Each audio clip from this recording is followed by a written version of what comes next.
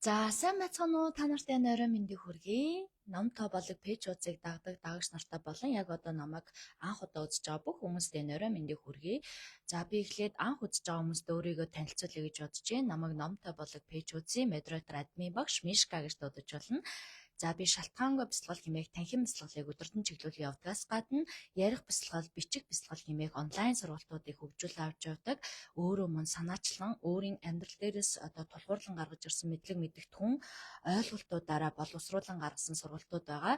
За мөн намасте хэмээх тарин буюу залбирлын группийг бас чиглүүл авч явдаг. За энэ бас хүн бүрийг дотроо залбираад сураасай, тарин уншиж сураасай, өөрийн гэсэн дотроо нэг 21 уншдаг таринтай болоосай, тарины дуулал хэмээх миний бүтээсэн тарины дуулалуудыг сонсож, тариныг зүгээр нэг унших биш, гоё дуун хэлбэрт, ай хэлбэрт оруулж уншаасай хэмээн зориулж бүтээж одоо энэ намасте хэмээх группийг чиглүүл авч явдаг ийм хүн байгаамаа. За намасте хэмээх тарин залбирлын групп маань шинэ анги маань 9 сарын 12-нд эхлэх гэж байна. За 2-3 хоногийн дараа л эхэлнэ гэсэн үг.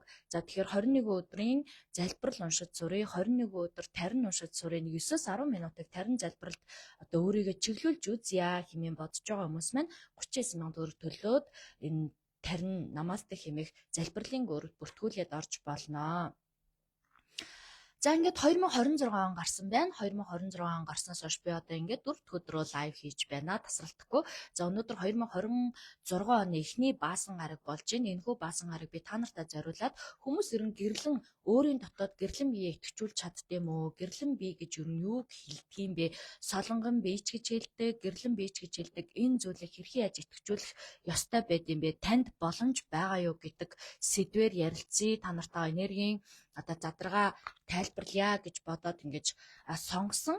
За энэ сэдвийг би бас өөрөө нэлээд сонирхолтой, бас яг одоо байгаа нийгэмд байгаа хүмүүс нэлээд хэрэгтэй. За нэлээд одоо энэ талаар одоо ойлголтгүй хоцорчсон явж байгаа хүмүүст маань хэрэгтэй гэж бодож байгаа учраас та нар маань бас лайв эхлэхээс өмнө гол ярианд орохоос өмнө шеэрлж өгөөрэй гэж та бүхнээсээ хүсмээр байна. Яг одоо надтай хамт байгаа хүмүүс маань энэхүү лайвыг шеэрлээд илүү одоо хүмүүс бас сонсоход нь боломж болцоо олгоорой. За мэдээж цаг нь болсон, хүслээрээ сонсхийг хүсэж байгаа энэ сэдвийг уншаад татагдж байгаа хүмүүс орж ирж сонсох болно. Мэдээж ийм сэдвийн талаар ойлголтгүй надад ямар падтай гэдэг шиг тийм ямар ч ойлголтгүй энэ талаар судалдаггүй хүмүүс бол мэдээж 1000 ятгсан ч орж ирэхгүй тийм үү. За тийм учраас яг одоо надтай хамт байгаа хүмүүстэй бол та бэлэн болцсон учраас энэ сэдвийг сонгох гээд судлах гээд мэдэх гээд ингээд ороод ирсэн байгаа юм байна гэж ингэж ойлгож байна. За ингээд гол сэдвүүдэд оръё гэж бодож байна. Та нар маань лайв шеэрлээд лайв дээр гоё итгэжүүлэлтээ хийгээд өгсөн бол миний яриаг эхлэхээс өмнө анхааралтай гоё нэг сайхан цай цугаа аваад гэдэг шиг анхааралтай тухлаж сууж агаад ярилцсан. Яагаад вэ гэвэл өнөөдөр баасан гараг за маргааш ихэнх хүмүүс бас амрах болов гэж би найдаж байна. Миний хувьд бас одоо маргааш амрыг гэж бодоод өнөөдөр нэлээд орой хүртэл сунж одоо шинэ ажиллахаар ажиллаад төлөвлөжсөн одоо сууж байна. За ингээд гэрлэн бие гэдэг зүйлийн талаар ярья. Ярихаас өөр аргагүй болчиход байна л да. Яагаад вэ гэвэл хүмүүс өөрөө гэрэлдэж чаддсан юм уу чаддгүй мүү гэдгийг ил тод байдлаар өөрсдөө ялгахгүй, мэдгүй, анзаардаггүй учраас энэ зүйл боломж болцоо байд юм уу гэдгийг би та нартай нэг юм ойлгомжтой ямар ч хүн сонссон энэ сэдвээр судалдагч байсан, судалдагч байсан, ер нь энэ яг бясалгал одоо энэ энергийн дард тухамсар гэдэг талаар мэддэгч байсан, мэддэгч байсан ямар ч төрлийн хүн сонссон ойлгогдох хэлбэрээр одоо аль болох тайлбарлаж өөрийнхөө ойлгосноор задлж өгье гэж бодож байна.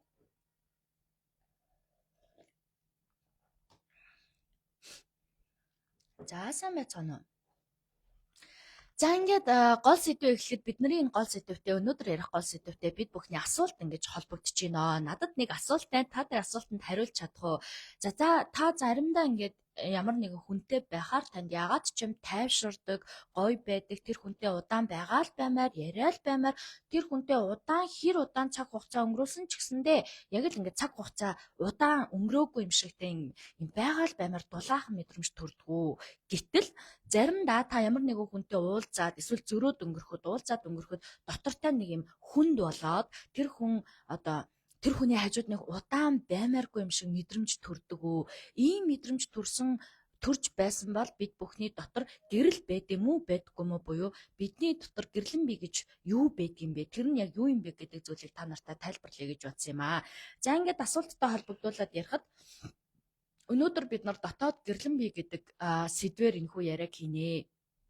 Гэхдээ би энэ сэдвийг нэг юм даалт ертөнц, ид шид, онцгой чадвар, бурхад бод садва нартай холбож тайлбарлахыг хүссэнгүй. Яг л гоё бидний бодит амьдрал дээр 8 тэрбум хүн энэ дэлхийн ертөнцийн амьдарч байгаа бүх хүмүүсийн дундал ингэж ярьж тайлбарлахыг хүссэн. За ингээд онцгой ер нь бол ихэнх хүмүүс мэрэгд, сэтгэгчд, бурхад биеэр тулсан бурхад гэх мэтчлэн тэдгээрийн сургаалыг уншихаар энэ гэрлэн бий гэдэг зүйлд хүмүүс маш удаан олон хоногийн давтамжтайгаар аажмаар гэдэг шиг алхамаар ойртон бий болгож чадсан гэдэг зүйлүүдийг хуваалцдаг. Гэхдээ энийг ингээд яг гүн рүү н ороод уншаад судлаад өөрөө мэдрээд өөрийнхөө энэ амьдрал дээр өөртөө таарлаж байгаа таны эргэн тойронд 1000 хүн байд юм уу 2000 хүн байд юм уу те ингэж таарлаж байгаа хүмүүс дундаа бодоод үзэхээр би яг л тэр өөрийнхөө ойлгосноор л тайлбарлая гэж бодож байна. Миний ярьж байгаа зүйл дутуу зэмлэг зүйл байж болзошгүй. Та өөрийнхөө олж мэдсэн мэдлэгтэй сүлээд холиод уялдуулж ойлгоорой гэж та нартаа бас сануулж хэлмээр байна. За ингээд сэтгэгчд мэрэгд бурхад юу гэж хэлдэг вэ гэхээр бид бүхний дотор буюу хүн бүрийн дотор гэрлэн бий байд юм байна. Бидний мэддэг нөгөө бод садва нар, нөгөө төгс гэгэрсэн багш нар, бидний биеэр тулсан багш бурхан болсон гэж үздэг бүхий л төрлийн хүмүүстэй Христос байна, Есүс Христос байна, Будда, Сатхарда байна, бидний тод мэдж байгаагаар те. За Шанти Дева гэгэнтэн байна. Гэх мэтчлэн ингээд гэгэрсэн багш нар гэж байгаа. Тэдгээр багш нарын сургаалт юу гэж заадаг вэ гэхээр хүний дотор юм гэрлэн бий гэж байд юм байна. За үүнийг би өөрөө юу гэж ойлгосон бэ гэхээр эхлээд би хүн гэдэг зүйл бол өөрийн гэсэн дотоод гэрэлтэй юм байна. Гэтэ тэр гэрлийг ингээд өөр дөр нэмэх гээд оролдоод байдаг гэсэн. Юу вэ гэхээр өөр дөр нэг ямар нэг юм нэмэх гээд ахна шүү дээ, тэ. Гэтэл яг үнэндээ бидний дотор энэ дэлхийн ертөнц гэдэг чинь маш ухаалаг өгөөмөр учраас бидний дотор биднийг төгс бүтээсэн юм байна л да. Яг та байгаагаараа л төгс юм байна. Юу вэ гэхээр танд 2 нүд байгаа нь учиртай, 1 хамар байгаа нь учиртай, 2 хөл, 2 гар байгаа нь учиртай, хос эргэтнүүд буюу ганц сондгоо эргэтнүүд байгаанууд нь утга учиртай юм байна. Энэ нь ингээл бид нар тэр чигээрээ төгс гэрэлтэж байгаа буюу төгс бүтээгдчихсэн учраас бид бүхэн гаднаас ямар нэгэн зүйл шинээр өөртөө нэмэх ямар шаардлагагүй юм байна л да. Ямар нэгэн гэрэлж гэдэг юм уу, амар амгалан аз жаргал гэж бид бүхний яриад байгаа те, цэцэн цэлмэг ухаан гэж яриад байгаа зүйл чинь бүгд бидний дотор байгаа болохоос бид нар ингэж хайж олж ирээд өөрөө тэрэн дотроос ямар нэг юм нэмэх гээд байгаа ойлголт биш шүү. Тийм учраас энэ сэдвтэй холбоотой бид бүхэн гэрлэн бие идэвхжүүлж чадах уу гэдэг ярианы хамгийн ихний та нартай өгөх мессеж бол бид бүхэн гэрлийг өөртөө нэмэх гээгүй маа. Бид бүхэн дотор байгаа зүйлээ л хайгаад байгаамаа. Дотор байгаа гэрлээ л идэвхжүүлж сурах гээд байгаамаа. Тэр арга барилд зогсолтгүйгээр эрдэм чамдангуу хандаж өөрөө өөрийгөө хайх гээд байгаамаа. За тэгвэл энэ гэрлэн бие гэдэг байгаа бидний дотор байдаг юм байна, тийм үү? Үжээний хизээний төрснөөс хойш биднэрт байсаар ирсэн энэ гэрлэн бүрхүүл гэдэг байгаа нь хаана ороод нуугдчихсан юм бэ, те? Яг аль хэсэгт нь байгаа юм бэ гэж хүмүүс бодож иж магадгүй. Энэ бол ерөөсөө ил тод байдлаас гарч ирдэг юм байна л та. Юу вэ гэхээр таны дотор байгаа уур уцаар, гомдол, цөхрөл, за янз бүрийн зан чанарууд, янз бүрийн характерууд гарч байгаа нь үшээ та энэ гэрэлтэй таны дотор байгаа гэдгийг баталж байгаа юм байна. Харин эсвэргээрээ өмнө нь та энэ уур уцаар өөрөөс гарч байгаа зан чанаруудаа ажиглаж мэдэрч анзаарч чаддаггүй байсан бол энэ зүйлийг олон мэдээ хай гэж бодож эхэлсэн цагаасаа юуг сурдаг вэ гэхээр ажиглаж анзаарч сурдаг юм байна. Тэгэхээр миний дотор хэрвээ уур уцаар байгаа бол би тэр уур уцаараа ажиглаж сурна гэсэн үг. Миний дотор ямар нэг төрөмгийн зан чанар байгаа бол тэр төрөмгийн зан чанараа ер нь бүхий л төрлийн зан чанараа ил тод болгох буюу өөрийнхөө урд дэлгэж тавиад түүнийг харж чаддаг болсноор бид бүхэн гэрлэн биетэйгээ ойртох боломжтой болд юм байна. За яагаад нөгөө уур уцаартайгаа ажиллачаар бид нар ингээд гэрлэн биетэйгээ ойртоод байгаа юм бэ гэж хүмүүс бодож иж магадгүй. Ямар нэгэн зүйлийг ажиглаад анзаарчаар тэр нь биднээс суларч өгд юм байна л та. Сулрна гэдэг нь уур уцаараа ч юм уу, айцсаа ч юм уу бид нар анзаараад эхлэхэд тэр нь цэвэрлэгдээд ойлгогдоод задлагдаад юм хатуу бит биш юм хөнгөн болоод бид нар хүнд байгаад байна. Хөнгөн байгаад байна гэж яриад байгаа тийм үү. Тэгэхээр хүнд байх тусмаа та дотор байгаа сэтгэл зүйн асуудлуудаа цэвэрлээгүй, задлаагүй, эмчлээгүй байгаа маань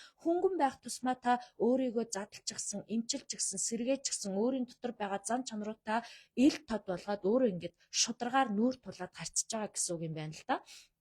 За тэгэхээр ингээд нөгөө уур уцаар нөгөө зан чанаруудаа харьцаад эхлэхээр тэд нар маань ингээд задраад юм хүнд буюу юм хатуу одоо нэгт байсан бол тэр нэгт байдлаасаа ингээд зөөлрж эхэлт юм байна. Сэрж эхэлт юм байна. Сэрээ зөөлрөд эхлэхээр биднээс одоо арилаад холдоод явдаг гэх юм уу те бидний дотор байсан нөгөө хүнд мэдрэмжүүд арилдсан байна л да.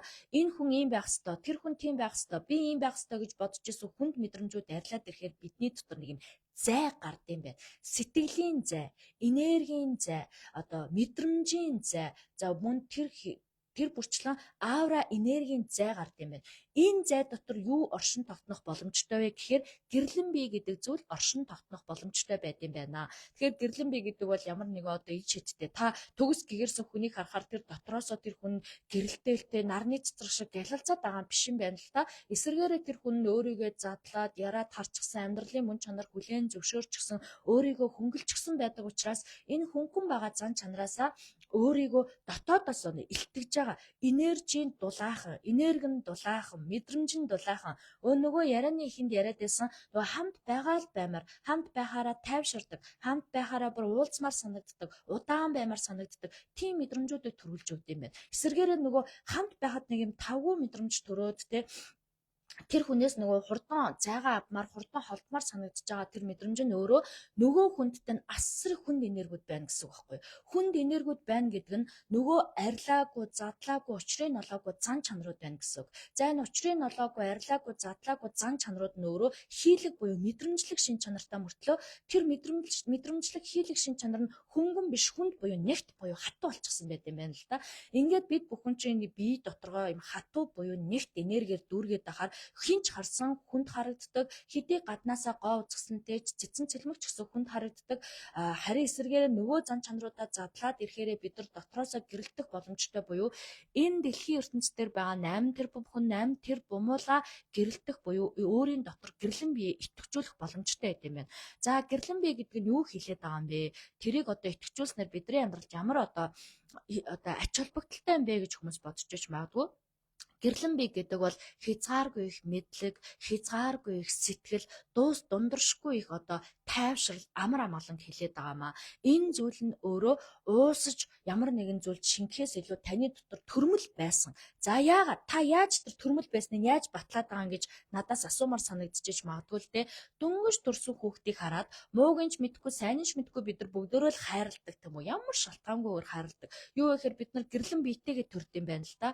Анхнаасаа өөрийгөө бусдыг өөртөө дотор чадвар буюу цэвэр цайлган зүрх, цэвэр цайлган бие, цэвэр цайлган сэтгэл нөө дөнгөж төрсөн хөвгт ч уур байхгүй уцаар одоо гомдол цөхрөл айц төгшүр гэдэг юм уу бид нар шиг юм хүнд хатуу нэгт энергигүй байд юм байна. Тийм учраас нөгөө нэг цайлган цагаахан хөөхөн одоо булбраа тийм зөөлөн гинэн тэр нүдэн хүртэл юм тэнгэр шиг далаа шиг цэлмэг байдаг шүү дээ. Тэрийг хараад бид нар ингээд хайр хүрээд хайрлаад хамгаалмаар санагдаад бүх өөртөө байгаа зүйлээ одоо зориулаад байгаа маань тэр хүүхдээс өөрөө гэрлэн бие гэдэг зүйл нь идэвхтэй байгааг илтгэж өгч байгаа юм байна. Тэгэхээр та өөрийн дотор гэрэлтэйгээ турсан та энэ гэрлэн биеэ идэвхжүүлэх боломжтой. За ямар нэгэн ид шидээр ч юм уу ямар нэгэн онцгой чадвараар үүнийг идэвхжүүлэх шаардлагагүй. Эсвэргээрээ өөрийн дотор байгаа гэрлээ хайж эхэлсэн тэр цаг мөчөөс эхлээд та энэ гэрлэн биетэйгээ ажиллаад эхэлчихсэн гэсэн үг. Эсвэргээрээ та өөрийнхөө зам чанаруудаа ажиллаад гомдлоо одоо ойлгоод, уураа ойлгоод, төгшүүрээ ойлгоод, эргэлзээгээ ойлгоод, айцаа ойлгоод эхлэхээр ид шид буюу бидний дотор юм зай гардаг.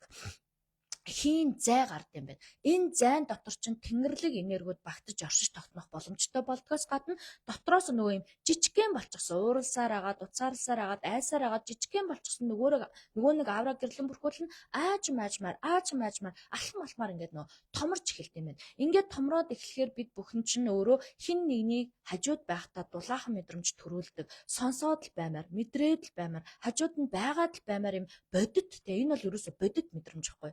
ийм бодит мэдрэмжүүдийг өгөх боломжтой байд юм байна. Бодит амьдрал дээр илэрдэг дотоод төлөв гэж байна л да. Энэ бол дотоод төлөв гэдэг нь бол биднийг айцыг дарж өгсөн төлөвийг хэлээд байгаа юм байна. Айц буюу ямар нэг юмнаас болгоомжилсан, санаалсан тий болгоомжлоод байна гэдэг чинь юу санаа гаргаад байна гэсэн үг шүү дээ. Энэ намайг ингэж айлгчих болов, энэ намайг хуурчих болов гэсэн энэ бодол бол өөрөө айц болж хувраад байгаа. Би гимтчих болов, би бэртчих болов, би муу хүнтэй таарчих болов, муу зүйл дараацалцчих болов гэж бид нар айдаг тийм үү.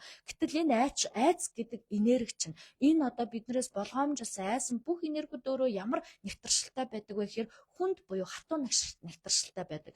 Энэ зүйлээ удаан өөрөөсөө гаргахгүй цэвэрлэхгүй өөрийн бие дотор маш удаан хадгалснаар бид нар шууд засах боломжгүй болд юм байна л да. За одоо шууд ингэж гэрэлтчихье. Одоо шууд бурхан шиг болчих гэхээр боломжгүй болд юм байна. Энэ өөрөө алхам алхмаар дис дараалтай үе шаттайгаар өөрөө бид нарын дотор байгаа онцгой чадвартайгаа ажилтдаг юм байна л да. Ингээд онцгой чадвартайгаа ажиллаад ирэхээр бид нар энийг ид чид биш бодит зүйл юм байна. Дотоод гэрэлт гэдэг нь илүү тайван байхыг хэлээд байгаа юм байна. Хариу үйлдэл өөрөө багасаад байгаа миний энэ зан чанар ухамсарыг хэлээд байгаа юм байна. Өөрийгөө ойлгоод байгаа, ойлгож эхэлж байгаа, өөрийгөө ойлгох буюу бусдыг ойлгож байгаа энэ төлөвийг хэлээд байгаа юм байна тий. Энэ төлөв нь өөрөө гэрэл юм байна. Энэ гэрлээ бид нар ашиглаад идэвхжүүлээ сурчгаараа эрүүл сарвал байх боломжтой юм байна. Эрчим энерги дүүрэн байх боломжтой юм байна. Ухамсартай зорилго өөртөө тогтоогоод энэ ухамсартай зорилгынхаа араас боддоор алхам хийх боломжтой юм байна гэдгийг бид нар одоо яриад байна гэсэн үг. Тийм учраас бид бүхний дотор бол гэрлэн бий гэдэг зүйл угаасаа байсаарч ирсэн байгаа төрмөл заяагдмал зүйл. Эсвэргээрээ тэр зүйлийг бид нар олдмол юм шиг, олох ёстой юм шиг, ямар нэгэн бие дотроо нэг шин юм нэмэх ёстой юм шиг гаднаас хайгаад байдаг бол эсвэргээрээ үгүй юм байна. Айцын төлөвөд дард сурснаар одоо болгоомжлын төлөвөө багасгаснаар хариу үйлдэл үзүүлж байгаа энэ одоо хин нэгэн таныг уурлах юм бол тань руу уурлах юм бол буцаагаад маш хурдан уурлаад байгаа энэ хариу үйлдэлийг маш хурдан үзүүлээд байгаа энэ зан чанараа амар амгалан төлөв рүү шилжүүлж чадах юм бол бид нар гэрлэн бие идэвхжүүлж чадах юм байна. За энэ гэрлэн бие идэвхжүүлж чадна гэдэг нь энэ гэрлэн бие нөр аавра энергийн бүрхүүл буюу бидний дотор төрмөл заяагцсан бидрийг хамгаалдаг оршин одоо орон зай юм байна л та. Хүн гэдэг чинь би одоо өмнөх маш олон лайвуудаараа хэлжсэн хүн гэдэг чинь өөрөө ийм хэврэг зүйлээ. Бид нар чинь өөрөө металлик зүйл биш ээ, тий. Бид нар чинь өөрөө алт биш ээ, алмаз биш ээ. Бид нар чинь хугардаг, эвдэрдэг, тасардаг, одоо цус гардаг, яс мах цустай ийм бид нар өөрөө хэврэг гэсэн эдний боловч хүмүүс 70 жил, 80 жил амтан ургамалтай адилхан л яс мах цустай мөртлөө тэднээс илүү урт амьдраад байгаагийн учир шалтгаан нь бид нар аавра гэрлэн бүрхүүлтэй буюу хүн бүр дотроо үндсэн 7 энергитэй 108 гаруй туслах хүрдүүдтэй гэж үздэг. Ийм олон шин чанар бодгоолоос бид нар бүтсэн учраас бид нар дотоод гэрэлтэй гэж ойлгож байна. Энэ дотоод гэрэл зүйл гэдэг зүйлээ бүр ашиглаж сурчих юм бол бид нар төгс гэгэрсэн одоо шидтэн, бүтээгчд, сэтгэгчд, бурхадтай адилхан байх боломжтой юм байна л да. За ингээд ярихаар хүмүүс нөгөө би одоо яаж бурхан болох юм бэ те? Би өөрөө яаж бурхан бод чадаа болох юм бэ? Би одоо тийм нүгэлтэй, би одоо тийм асуудалтай, би тийм муу хүн, эсвэл би тэгээд дэдэг ч гэдэг юм өөрийгөө буруутгаж эхэлдэг. Гэтэл энэ зан чанаруудаа нэг нэгээр натгаад барьж аваад урдаа хараад энэ нөгөө нэгт байгаа энерги урдаа хараад ойлгоод ажиглаад анзаараа сурчаар энэ нь өөрөө сэрээд хөнгөн болоод таны дотроос амьсгалаар тань, үйл хөдлөлөөр тань, хөлсөөр тань, шүлсээр тань, нулимсаар тань гараад идэм байна. Ингээд гадагшлаад ахаар бид нар ч улам илүү хөнгөн болоод энэ хөнгөн зүйл дотроо бид нар гэрлийг агуулах боломжтой. Гэрэл гэдэг зүйл бол танд нэмэгдэж орж ирж байгаа юм биш, дотоод бодлоонаа багасгахаар орж ирж байгаа үйл гэсэн. Таны дотор маш олон бодлоон байдаг байна л дээ. Итгэл үнэмшлийн бодлоон, эрүүл мэндийн бодлоон, гэр бүлийн бодлоон, одоо ахуй амьдралын бодлоон гэдэг маш олон бодлоон дотор бид нар явж байдаг. Энэ бодлоон ч өөрөө уртсаад удаан хугацаанд таны дотор оршин тогтноод ирэхээрээ энэ өөрөө хатуу нэгтршилтэй хий байдаг учраас, хатуу нэгтршилтэй энерги байдаг учраас таны биеийг маш хүнд болгочтой юм байна. Таны биеийг маш хүнд болгоод та чи хөлөө даахгүй, биеэ даахгүй, нөгөө уг нь граммаар ярих юм бол нэг 60-ын хил, 50-ын хилтэй, 80-ын хил мөртлөө тэр нь бүр хөлөө дааж чадахгүй, урагшилж чадахгүй, явж чадахгүй, инээж чадахгүй, баясаж чадахгүй байгаа нь өөрөө та хөнгөрөх хэрэгтэй байна гэдгийг сануулад байгаа байхгүй юу? Та энэ дотор байгаа хүнд нэгт хатуу энергиудаа өөрөөсөө зайлуулах хэрэгтэй, өөрөөсөө гаргах хэрэгтэй. Эсвэргээрээ би уургүй болъё гэж хүчлэх хэрэггүй, тагийг нь таглах хэрэггүй тий. Эсвэргээрээ энэ уурыг амар амгалан буюу тайван болгох, шилжүүлэх чадварыг би өөртөө суралцах ёстой юм байна гэж бодох хэрэгтэй. Ингэж шилжүүлэхийн тулд бидэрт юу хэрэгтэй вэ гэхээр нөгөө бодлоонтой байгаа зүйлүүдээ багасгах хэрэгтэй. Ямар нэгэн зүйл бодлоонтой байх юм бол яаж багасгах вэ гэхээр учрыг нь олж, хужрыг нь тунгааж, задлж бодож, нөгөө агуулan бясалгаж, нөгөө ажиглан бясалгаж, нөгөө зүйлтэйгээ ажиллаж иж энэ бүхний чинь бодлоо өөрөө зангилаан тайлагдаад бодлоо ч өөрөө багасж эхэлдэг байх нь ингээд багасаад эхэлчихээр бидний гэрэл гэдэг зүйл чинь тодорхой зүйл болд юм байна. Бид нар гэрэл ингээд дотоод гэрэл гэдэг зүйлээ тодорхойгүй юм шиг бодож исэн бол эсэргээрээ тэр нь тодорхой болж эхэлнэ. Юу вэ гэхээр одоо төгс гэгэрсэн бурхтыг хэлсэн ишлэл гэж байна л да. Тэд нар одоо Есүс Христ жишээ нь энэ гэрлэн биеийн талаар юу гэж хэлж исэн бэ гэхээр та хаан тулсаа гаднаа сайх хэрэггүй. Таны хаан тулс чинь таны дотор байгаа гэж ишлэл дурдчихсэн бол энэ нь ерөөсөө аврал гэдэг зүйл дотоод өөрчлөлтөөс эхэлт юм а гэдгийг бид нар сануулад байгаа байхгүй юу?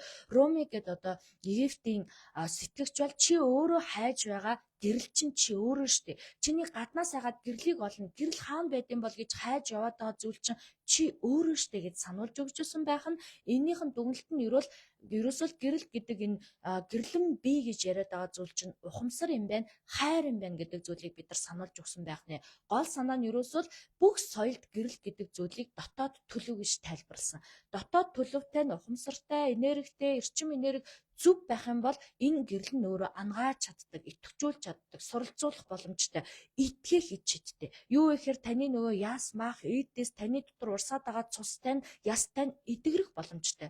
Таны өвчлөлттэй нь эдгэрэх боломжтой юм байна. Хэрвээ танд уур байсан бол, эргэлзэж байсан бол өөрийгөө буруутгаж байхынхаа оронд аль хэдийн өөрөө дотор надад уур байгаа юм бол гэрэл байгаа юм байна. Надад эргэлзээ байгаа юм бол гэрэл байгаа юм байна. Надад айц байгаа юм бол надад аль хэдийн дотоод бас гэрэл байгаа байна гэж ингэж үтгэж одоо ойлгох хэрэгтэй. Яагаад вэ гэвэл танд энэ уур уцаар айц гомдол гэдэг чинь гэрлийг хайх зам байхгүй юу? Энэ зам чанарууд яагаад танд төрмөл одоо төрөөд та юмнаас айгаад, юмд уурлаад, юмд бухимдаад байна вэ гэхээр ерөөсөө бид нар гэрлээ хайх гэдэг байгаа байхгүй. Эцсийн бүлэгтээ бид нар амьдралдаа гэрлийг хайгаад, амар амгалан хайгаад, ухамсарыг хайгаад, ухамсараа олоод, гэрлээ олоод, амар амгалан болсон цагтаа бид нар өөр төрөл буюу өөр ертөнц рүү шилжих боломжтой байд юм байна л да. Бид нар өөр гадаад ертөнц, хайр гаргийн амьтад, хайр гаргийн ертөнц, хайр гаргийн одоо гаригийг хайх шаардлагагүй юм байна. Эсвэргээрээ бид нар өөрсдийн биеэ зөв зохистой хуваарлаад одоо зөв зохистой авч явж чадах юм бол бид бүхэн ч өөр ертөнцид амьдрах боломжтой байна. Хүн төрөлхтөө маш олон жил энэ хайр гариг гэдэг зүйлийг хайж байна. Харийн амьтдыг хайсаар ирсэн. Харийн амьтдын соёлыг судалмаар, хөгжлийг судалмаар, энергийг судалмаар, мэдлэгийг судалмаар байсан. Гэсэн хэдий боловч бид нар одоо хүн төрөлхтөнд төгс өөрсдийнхөө энергийг, өөрсдийнхөө мэдлэгийг, өөрсдийнхөө эрч хүчийг, өөрсдийнхөө дотоод гэрлийг судалж амжаагүй байгаа. Судлаад амжаад бурханлаг чин чанартай болсон маш цөөхөн байдаг боловч бусд нь болохоор сатаараад анзаараад нөгөө гэрэл гэдэг юм а дотроосоо биш нөгөө хариг аргаас, нөгөө өөр гаригаас, нөгөө гадаад ертөнцөөс, нөгөө өөр хүмүүсээс хайгаад байгаа учраас энд нь алдаа гарсан юм байна л да. Ямар алдаа вэ гэхээр анзаарч чадахгүй байгаа алдаа. Дэлхий дээр аль хэдийнэ хайгаад байгаа ертөнц чинь өөр ертөнц чинь байгаа тий. Таны ингээд судлаад байгаа, татагдаад байгаа тэр өөр гариг, өөр ертөнц, хариг гариг гэж юу юм болоо гэж бодоод байгаа тэр өөр одоо ертөнцийн амьтадтай нь тэгтээ тэргүй энэ ертөнцид өгөгдчихсэн байгаа. Гэтэл тэрийг хайж үзээгүй ээжээ, судалж үзээгүй ээжээ, учрыг олоогүй ээжээ, өөрийнхөө гэрлийг асааж үзээгүй ээжэж өөр зүйлүүдийг хайна гэдэг бол төөрөгдөл гэж одоо бурхан бодсод багш нар бол тайлбарлсан байдаг. Тийм учраас би та нартаа одоо та яг одоо юу мэдэрч байна вэ? Таны дотор уур байна уу, айц байна уу, санаа зовлт байна уу? Энийг оюуны түвшинд цэгцлэх цаг болжээ. Оюуны түвшинд цэгцлээд ирэхээр та нөгөө бодлоонтой байсан зан чанаруудынхаа учрыг олоод тэр нэгтршлаа сэрүүлээд хөнгөн болгох боломжтой. Тэр нэгтршлаа сэрүүлээд хөнгөн болгочхоор та юу мэдэрдэг вэ гэхээр сайн муу гэж ангилахаа болж эхэлнэ. Сайн муу гэж ангилахгүй болохоор та яах вэ гэхээр тайвширч эхэлнэ. Оюун тань цэгцэрч эхэлнэ. Оюун бодол ухамсартай цэгцэрч эхлэн бидний нөгөө лайв болгоноор яриад байдаг нөгөө гялалцсан аура энерги бүрхүүл амар амгалан гэж яриад байдаг бүхэл зүйлүүдийн дотоод гэрэл гэдэг бидний дотоод гэрэл гэдэг зүйлээс одоо дэлгэгддэг. Бусдаас илүү өөрийгөө дээгүүрд гэж үзээтэй. Би бол бусдаас илүү юм а. Бусад хүмүүс бол одоо доогуур юм а гэж ингэж бодох юм бол энэ гэрэл нь астгүй байна л та. Эсвэргээрээ бид бүхэн бүгдөө адилхан өгөгдмөн шин чанартай, хоёр хөлтэй, хоёр гартай дэлхийн ертөнц биднийг авь адилхан уг нь хуваарлжээ. Бид нар өөрийнхөө анзаарахгүйгээс болоод, ажиглалтгүйгээс болоод, бид нар айцсаасаа болоод өөрийгөө хуваарлахтай хөлгөө юм уу, гаргуу юм уу, ямар нэгэн зүйлээр дутуу хуваарлчаад байгаа юм байна. Энэ юу гэсэн үг вэ гэхээр таны өмнөх төрлийн одоо сурж исэн, мэдчихсэн зүйлээс үүдэлтэй айцсаас үүдэлтэй таны хуваарлалт юм байна. Сүнсний аяллаа хувьд бол нэлээд одоо хүндтэй, нэлээд сорилттой боловч нэлээд хатуу даалгавруудыг авсан ийм төрөлд бид нар өөрийгөө оноос юм байна л да. Гэтэл бид нар айцгүй онцгой мэдрэмжээр өөрийгөө одоо авч явж чадах юм бол дараа төрөлдөө ч гэсэн бид нар илүү онцгой ич хиттэй байдлаар өөрийгөө хуваарлах боломжтой юм байна. За тийм учраас бид нар энэ дотоод гэрэл гэдэг зүйл хэний ч асааж чадах зүйл. Хүн бүхэн үүнийг хийж чаднаа. Хүн бүхэн үүнийг идэвхжүүлж чаднаа. Гол нь энэндээ идэвхжүүлэхдээ амьдралын танд гинтийн өөрчлөлтүүд хэрэгтэй. Амьдралын өөрчлөлтүүд гэдэг нь ухамсарын өөрчлөлтүүд буюу амьдралын хэв маягаа өөрчлөх гэсэн ойлголтууд хэрэгтэй. Энэ нь ингээд нэг гинт орж ирж байгаа юм шиг мөртлөө үжээний төрмөл байдлаар таны дотроос байнга л хүсэж исэн хүсэл байдаг. Би амьдралын хэв маягаа өөрчлөмөрөө, нэрч хүчтэй баймаар байна, эсрэг биш, эерэг баймаар байна, сүрэг биш одоо тий зөв баймаар байна гэдгийг бид нар бол өдөр болго өөрсдийнхөө дотор өдөрт нэг удаа ч гэсэн бодож үздэг тийм үү. Зарим хүмүүс бол өдөрт нэгээс олон удаа бодож үзэж байгаа, үйлдэл хийх гэж хичээж байгаа. Гэтэл энэ адал явдал, энэ сэтгэлийг дүүргэх, энэ сэтгэлээ хөдөлгөх үйл явдлаа бид нар ингээд амьдралынхаа драма болгочтой байна л да. Юу вэ гэхээр өөр шир, амьдрал, нөгөө материалын зүйлүүд рүү анхаарад нөгөө нэг зүйлүүд рүүгээ олохын тулд хамаг эрч хүч, энержи, хамаг дотоод гэрлээ үрждэг учраас хангалттай их гэрэл бидрээс ялгарч чадахгүй юм байна. Хангалттай их гэрэл бидрээс гаргаж ялгарч чадахгүй байгаа болохоор бид нар шинэ замыг үргэлж хайж идэв юм байна. Шинжлэлт, өөрчлөлт гэхээр хүмүүс ингээл баярлаад идэв шүү дээ. Бидэрт одоо шинэ энерги ирж гинөө, шинэ зам ирж гинөө, шинэ одоо жил ирж гинүү гэл ингээл бид нар бодоод идэг. Шинэ зүйл гэхээс илүү үргэлж хайж байгаа зүйл бол таны үргэлж таны дотор буюу яг одоо танд байгаа материалог айлаас ирэхээр авдраа авах гэдэг шиг өөрийгөө авдар гэж үзээд тэр авдар дотор ямар шижир алт, ямар одоо эрдэнэс нуугдаж байгааг анзаарах хэрэгтэй. Магадгүй танд түргэн зам байж болно, уур байж болно, айдас байж болно, өөрийгөө үнэлээгүй өөртөө итгэлгүй байдал байж болно. Энэ бүхэн гэрлийг хайх замын нэг шат байхгүй юу? Та надад өөртөө итгэх итгэл байхгүй байгаа юм байна гэж бодоод өөртөө итгэх итгэлээ олж авах замдаа гэрлийг болно. Та би их айгаад байгаа юм байна, айхгүй амар амгалан болъё гэж бодоод хайгаад явж явах энэ аялалдаа гэрлийг болно. За та би уур уцаартай байгаа юм байна гэж ойлгоод уур уцаараа засыг шинжилгээ өөрчлөе гэж бодоод явж явах энэ замдаа та өөрийн хүсэл эрмэлзлээрээ дайдуулаад энэ гэрэл гэдэг зүйлийг олдго юм байна. Энэ гэрэл гэдэг зүйлийг орохоор эн чинь өөрөө итгэж одоо нэг коноп дараад итгэжүүлдэг биш те. Дур зоргоороо өөрөө ажиллаж яадаг, өөрөө гэрэлтжээдэг зүйл байд юм байна. Энэ нь бол дотроос өөрөө айгүй гой учраа олчихсан, эмх замраа бодлайнаа тайлчихсан, өөрийнхөө замдаа хүчтэй урам зоригтой алхаад эхэлчихсэн, амьдралынхаа гол замыг олчихсан тэмүүлэл хүсэл дүүрэн тулалдаан дунд биш тэмүүлэл дүүрэн хүсэл дүүрэн амьдарч байгаа тэр хүнийг л хилээд байгаа юм байна. Тэр хүмүүс маань өөрөө тулалдаан гэж энэ амьдралыг харахаа болоод тэмцэл гэж харахаа болоод энэ амьдралаа эсэргээрээ бид нар ерөөсөө эн чинь гэрлийн зам юм байна. Би өөрийгөө гэрлийн зам руу л ойртуулах гэдэг юм байна. Йог бясалгал хийх, амьдралаа энерги шалгуулах, амьдралдаа сайн сайхныг дуудах, материалог одоо эд баялгаа бид нар тэнцвэртэй буюу хүртээмжтэй болгохгүй л хичээгээд байгаа. Тийм ч учраас та ингээл надаас цаг авах гал үзүүлээл ямар энергийн балансан дээр явж байгаагаа ойлгох гээд ингээд одоо холбогдоод байгаа тийм үү. Энэ зүйлүүд чи юу юм бэ гэхээр бид нар дотоод бодлооноо тайлах гэдэг зам байхгүй юу? Дотоод бодлооноо бид нар тайлж өдөөж өгснөөрөө бид нар өөрөөсөө цухиж байгаа тэр нэг өнгөцтэй агшин зур цухигаад байдаг тэр гэрлэл илүү тогтвортой, илүү том болох гэдэг. Бид бүхний дотроос энэ гэрэл гэдэг зүйл бол агшин зур эсвэл төр зур бол цухидаг. Юу вэ гэхээр хин нэг эдгэмээр санагддаг, хин нэгэнд тусалмаар санагддаг, хайраа асгамаар санагддаг, уучилдаг, өршөөдөг, амьдралынхаа өөрчлөлтүүдийн замуудыг хүлээн зөвшөөрдөг, үзэж тулсан зүйлээ бид нар хүлээн зөвшөөрөх тийм амар амгалан болж эхэлдэг.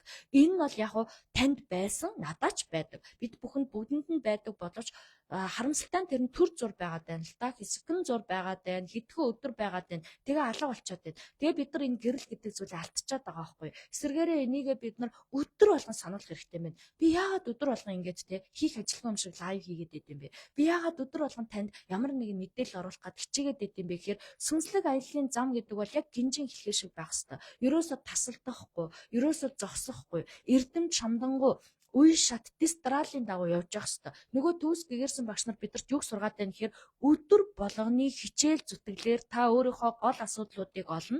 Та өөрийнхөө гол асуудлуудыг олсноор өөрийн голд байдаг гэрлээ олно. Энэ гол гэрлээ олцохоор та түүнийгээ идэвхжүүлж сурна. Үүнийгээ идэвхжүүлсэн хүн бол өөрийн орон зай, өөрийнхөө хаанчлалыг тогтоож чадна гэдэг ийм л энгийн зүйлийг яриад байгаа байхгүй. Тийм учраас энэ зүйл чинь ингээд зогсоод ирэхээрээ, дагалдаад ирэхээрээ, тасалдаад ирэхээрээ алга болчтой юм байна. Тийм учраас би түрүүний нөгөө нэг төр зүрийн гэрэл, нөгөө нэг цухас хийсэн гэрэл, нөгөө нэг агсан зүрийн гэгэрэл гэж яриад байгаа байхгүй. Тэгвэл хүн болгоо ингээд өнөөдөр гэгэрцэн байхгүй яасан. Яагаад гэвэл бид нар агсан зүрийн гэгэрэл гэдэг зүйлийг йог бясалгал гэдэг зүйлийг сурсан сураагүйгээс үл хамааран хүн ямар нэгэн байдлаар амьдралдаа олж хардаг. Би ийм агуу юм уу те, би ийм хүнийг итгэх чадвартай юм уу, би сая хүний амьдралд ямар гоё нөлөөлч вэ, миний сая хитгэн хүний нэг босгоод ирлээ штэ гэж ингэж бодож бахархаж баярлаж түүнээсээ амар амгалан авч тэгж байгаа энэ үедээ бид нар нөө цухийсан дөнгөж ингэж нэг үл мэдэх байдлаар нэг өнгөц харагдаж байгаа гэрлээ олж харж байгаа. Ингээд ирэхээр бидний дотор нөгөө дотоод гэрлэн бий гэдэг юм чинь таны дотор байдсан байна гэдэг зүйлийг байдгүй юу гэдэг асуултынхаа хариултыг авчиж гэсэн үг байхгүй. Бүх хүний дотор байдаг гэдэг нь ингээд тодорхой болж байгаа үстэй тий. Энийгээ бид нар яаж идэвхжүүлэх вэ? Энийгээ бид нар яаж судлах вэ гэхээр нөгөө хатуу байгаа, нэгт байгаа, хүнд байгаа энергиудээ л өрөөсөө гаргана. Нөгөө хатуу байгаа, нэгтаршилтай байгаа, хүнд байгаа энергиудээ бид нар яаж өөрөөсөө суллах вэ гэхээр бодлоонтой байгаа зүйлүүдээ л учрыг олно. За та бодож үз. Яг одоо таны амьдрал бодлоонтой юу вэ? Амьдрал ахуйчин байна уу? Мөнгө байна уу? Ажил байна уу? Таны мэрэгжил байна уу? Таны яг одоо байгаа энержи, мэдрэмж, ухаан байна уу? Тэ? Энэ бүхэнд чинь ямар нэгэн бодлоон байгаа юм шиг санагдаж байна гэдэг нь таны дотор хүнд энергиуд байна гэсэн үг шүү.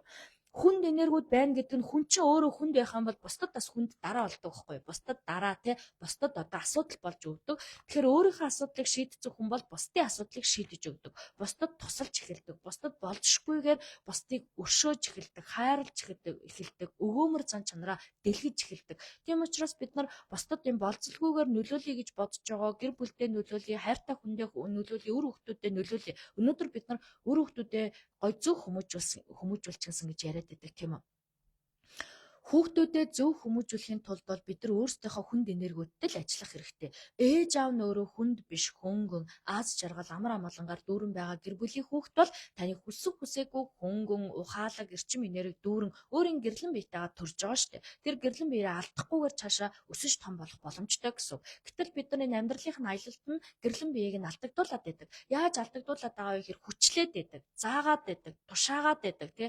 Дээрэс нь амьдралд нь гоё ухамсарт нь шинжилт өөрчлөлт хэлэх мэдлэггүй байгаад байдаг. Нөгөө нэг хуучинсаг, нөгөө нэг хоцрогдсон, нөгөө нэг аль үжээ одоо ээжийнхаа, аавынхаа, эмээгийнхаа тий хэлжсэн тэр хүмүүсийн мэдлэгээ тэлж хэлсэн юм уу, сэтгэлээ тэлж хэлсэн юм уу? Зарим сургаалууд бол алдаагүй сайхан сургаалууд байгаа. Гэтэл зарим одоо алдаатай сургаалуудыг цааш нь бие ширлээд байдаг. Энэний гол жишээ бол бид нар манжийн дарлалд байх үедээ маш олон худал итгэл үнэмшлэр үүссэн сургаалууд гарч ирж байсан. Яагаад гэдэг бол Монгол ард түмэн гэдэг бол Монгол хүмүүс, Монгол үндэстэн гэдэг бол маш ач холбогдолтой хүмүүс байдаг. Юу вэ гэхээр бид нар маш цөөхөлөө боловч маш олон оюуны биттай цэцэн цэлмэг хүмүүстэй бидний өсөж таринсан гэрмэн өөрөө дэлхийн ертөнцийн зүрхэн дээр байрладаг. Дэлгэсэн тэрлэг шиг нутагтаа бид нар өөрсдөө дураараа тий цөөхөлөж гисэн дураараа амьдарч ирсэн энэ ард түмэн ингээд гаднаас ямар нэгэн улс орон эзэлчи, дарлчи, удирдчи гэсэн чинь боломжгүй байгаад байсан. Яагаад гэвэл тедр уулын мохорд хоёр юм ээ тий. Тедр уулын мохорд нэг өвөө өмээч гэдэг юм ингээд тархаа бутархаа амьдарч ирсэн болохоор удирдах боломжгүй учраас энэ хүмүүсийг нөгөө сургаалаар нь нөгөө итгэж үнэмшдэг юмар нь удирдъя гэд манжийн дарлалын үед бидэнд маш олон хотол итгэл үнэмшдэг сургаалууд гарч ирж байсан. Тэдний жишээгээс дурдъя гэвэл эмэгтэй хүний усан урт ухаан богино. Муу одоо ихнэрээ магтана. Адгийн эр ихнэрээ магтана тий. Одоо ихнэрийнхээ үгийг битгий сонсох.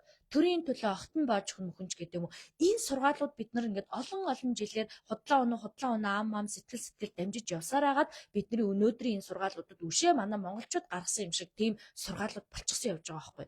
Тэгэд энийгээ бид нар нөгөө төөрөгдсөн бодлоонтой одоо мэдлэгтэй байгаа учраас мэдэхгүй бусдтай дамжуулаад за нөгөө улс орныхоо төлөө жагсаал хий гэсэн чинь төрийн төлөө огтон бааж хүн чи яах гээд байгаа ингээд нэг хорж болиусаар хагаад бид нар чинь улс төрийнхөө араас ч тэмцэж одоо тий одоо үнэн мөнний араас явж болцсон юм байна. Гэр бүлээ хамгаалж гэр бүлийнхээ араас явж чадхаа болцсон юм байна. Өөрийнхөө араас өөрийнхөө төлөө одоо өөрчлөлт шинжилтийг хийхин тулд цэцэн цэлмэг байдлаар эрдэм шамдангуй явж чадхаа болцсон юм байна. Нэг жоохон явж байгаа л нэгээ ямар нэгэн зүйлүүдэд уруудтаад ингээд зогсоогоод хүсэл эрмэлзлийг нь унтраагаад байдаг. Юугаар унтраадаг вэ гэсэн чи айцаар унтраадаг. Чи тэгвэл тэгчих штэ. Ингүүл ингэж чи ингээд явчих юм бол ингээд хохирчин ингээд загнуулчин ингээд бариулчин гэдэг ингээд янз янз юм яриад ирэхээр бидний амьдралд хүрээлэн байгаа амьдралд маань өөрчлөлт шинжилтүүд маш удаанаар явагдаж байна. Улс Улс орон гэдэг бол маш хурдцтай хөгжиж явах боломжтой. Энэ 900-д бол бүрэх боломжтой боловч бид нар бол хөгжиж байгаа гэхдээ маш удаанаар хөгжиж байгаа. Та хөгжиж байгаа гэхдээ маш удаанаар хөгжиж байгаа. Гэтэл сүүлийн 5 жил бол хүмүүсийн одоо энэ сүнслэг аялал, сүнслэг мэдлэг бол маш хурдцтай хөгжлөө. Энэ нь юутай холбоотой вэ гэхээр коронавирус гараад бид бүхэн гэр орондоо хоригдоод онлайн сургалтууд руу шилжээд цэцэн цэлмэг хүмүүс чинь нөгөө ажил дээр ажиллаж чадахгүй болоод нийгэмд сошиал гэдэг зүйлээр ажиллахаа сур аргагүй болоод бичлэг хийж тавиад лайв хийж ярьсаар хагаад одоо хүмүүсийн сэтгэхүй буюу одоо энэ ухамсар гэдэг зүйл маш хурдцтай хөгжиж байгаа. Энэ зүйл хурдцтай хөгжиж байгаагаар бид нар юуг одоо хурдан олох боломжтой болсон бэ гэхээр өөрийн дотор байгаа гэрлэн биеийг маш хурдан олох боломжтой болсон. Энэ гэрлэн бие гэдэг зүйлийг хурдан олсноороо бид нар хурдан идэвхжүүлж чадах чадамжтай болсон. Хурдан идэвхжүүлээд хурдан энергижүүлчих юм бол бид нар эрүүл сарвал байх боломжтой, өвчин зовлонгүй байх боломжтой, илүү цэцэн цэлмэг мэдлэгийн гүн ёроол руу шумбах боломжтой. Тэр гүн ёроолоос атгаж авсан эрдэнэсээ бусдтай хуваалцах боломжтой. Бидний дотор маш их одоо ухаалаг сав байгаад байгаа юм байна л да. Бидний энэ мэдлэг, бидний энэ мемори, бидний энэ одоо тархин дотор хадгалагдсан бүх зүйл бол ерөөсөл аавра хард диск гэж ойлгож болно. Хадгалагч сав гэж ойлгож болно. Тэр хадгалсан савн дотроо юу байна? Юу та дотроо их хадгалсан байна гэдгээ ухаж түнхэж харж чадсанараа дур зоргоороо бид нар өөрөө өөртөө удирдах, мэдрэх, үнэлэх, дээшлүүлэх, тулалдаан гэж амьдралаа бодохгүйгээр эсэргээрээ энэ бол хичээл хийж байгаа юм байна. Бид нар сургалтанд явж байгаа юм байна. Энэ амьдрал дэлхий гэдэг төрөл, хүн гэдэг төрөл чинь өөрөө харилцаанаас үүдэлтэй хичээл юм байна гэж ингэж ойлгож чаддсан юм байна. Энэ зүйлээр бид нар гэрлэн бие гэдгээ одоо бэхжүүлдэг. Тэгэхээр бид нар худал одоо ийм янз бүрийн одоо сургаалуудад итгэж өөрсдийнхөө юуны хааснаар, бодлоо хааснаар, гэрлэн бие хааснаар хөрөлж байгаа орчноо улам илүү одоо балартуулаад байгаа юм байна. Юу гэсэн үг вэ гэхээр бид нар илүү одоо сөрөг болгоод байна гэж ойлгож болно. Гэтэл биднэрт боломж байна уу гэвэл боломж байна. Танд боломж байна уу гэвэл боломж байна. Таны дотор бол гэрлэн бие гэдэг юм чинь төрмөл төрсөн байдаг бахан. Үүнийгээ идэвхжүүлэх хамгийн чухал алхмуудын эхний алхам бол та энэ бодлоонтой бодлуудаа арилгах, цэвэрлэх, бодлоонтой зүйлүүдэд цэгцлэх, оюуны цэгц одоо цэцэн цэлмийг эмх замбраа танд хэрэгтэй байгаа юм байна.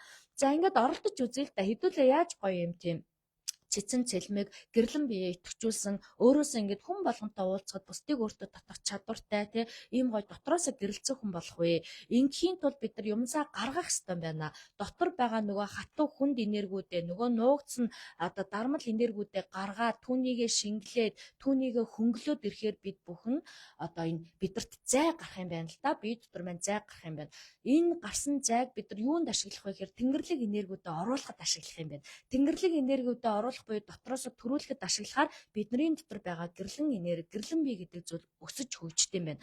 За би аура энерги гэдэг зүйлийг ярив. Таны махан бие гэдэг яг одоо нүдэнд харагдж байгаа биенээс гадна астрал бие, ментал бие, бодлын бие, за мөн үйлдэлийн бие гэдэг ингээд биеуд байж идэг. Энэ нь болохоор гэрлэн энергиэр хэмжигддэг боловч ерөөсөө бидний дотор өдөр болгон бидэнд ашиглагдж байгаа энерги гэсэн үг байхгүй юу? Тэгэхээр та өдөр болгон ярьж байхдаа, хийж байхдаа, үйлдэж байхдаа, зорж байхдаа гэрлэн энергиудээс ашиглаад явж байгаа байх нь. Гэрлэн энергиудаа ашиглаад явж гин гэдэг маань өөрөө та өөрөө энэ дэлхийн ертөнцийн амьдрахдаа та ч гэсэн одоо ямар ч мөнгө гаргахгүйгээр юу ч худалдаж аваагүй байсан ч гэсэн таны дотоод энержи гэдэг юм чинь байнга зарцуулагдаад явж байдаг. Зарцуулагдаад явж байгаа энэ энержигээ бид нар одоо дүүргэж өгөх хэрэгтэй байна л да.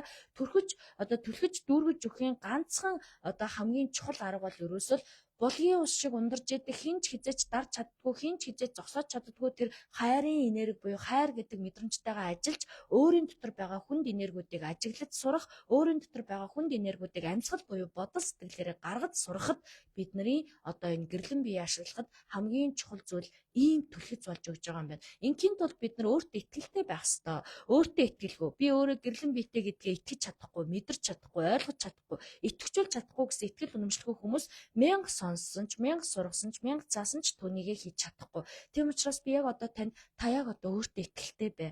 Таны дотор төрмөл гэрлийн энерги, гэрлэн бие гэж байгаа. Энэ гэрлэн бие чинь таны үйлдэлийн биетэй холбогдохоор та гоё үйлдэл хийдэг байх нь, астрал биетэй холбогдохоор та чинь сүнслэг зүүн совинтойгоо холбогддог байх нь, ментал биетэйгээ холбогдохоор эрүүл мэндийн дэсээ тижээдэг байх нь, бодлын биетэйгээ холбогдохоор өөрийнхөө бодлыг зэгцлээд бодлыг ариужуулж чаддаг байх нь, хөгжүүлж чаддаг байх нь. Тэгэхээр танд нэг жоохон түлхэц хэрэгтэй.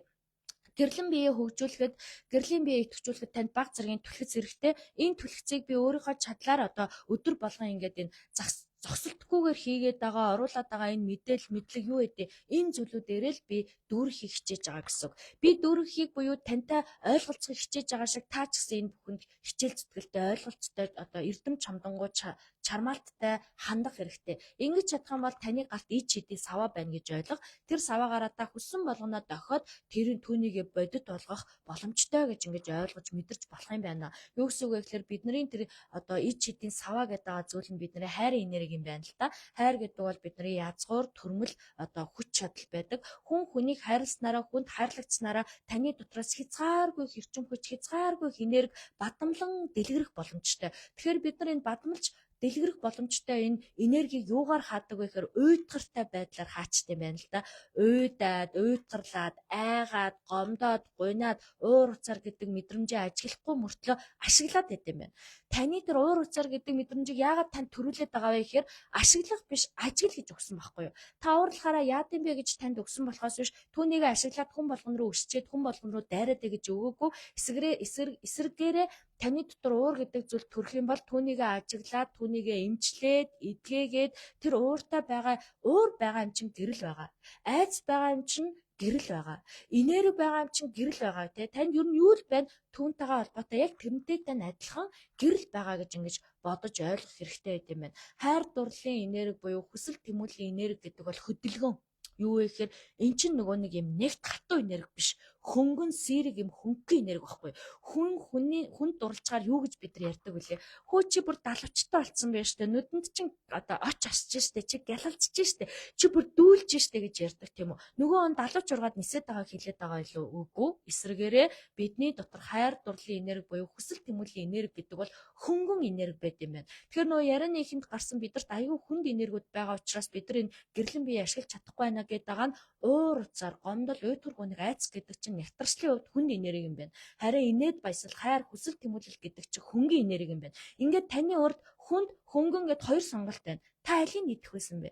Та алийг сонгох байсан бэ? Та алийг авах байсан бэ? Тэгэхээр мэдээж бид нар бол хайр дурлал хүсэл тэмүүллийг сонгоно шүү дээ, тэ. Гэтэл нөгөө мэдрэмж нь унтарсан хүмүүс хайр байгаа газраа хайрыг ч олж олж харж чаддгүй юм байна. Хүсэл тэмүүлэл зориг гэдэг юм чинь маш их зорилгууд амьдралд байж болохоор хахад тэр зорилгуудаа гаргаж ирч чаддгүй юм байна. Ингээд ирэхээр юу хөгжиж цэцэглэх. Нөгөө уурнаас идчихт юм байна. Нөгөө уйдгар гүнээс идчихт юм байна. Нөгөө төлөө сонгочт юм байна. Ингээд ирэхээр хүнд биеэр дүүрээд өөрийн дотор байгаа сэтгэл хөдлөм хөнгөн буюу гэрлийн энерги ашиглаж чадхаа болчт юм байна. Тэгэхээр бид нар бол нөгөө энийг ид шид гэж ойлгоол те нэг л гаднаас хайж олох юм шиг одоо нөгөө бурхтыг хайдаг. Тэгээ бид нар бурхтыг хайдаг, гэрэл энергийг хайдаг, төгс орчинг хайдаг.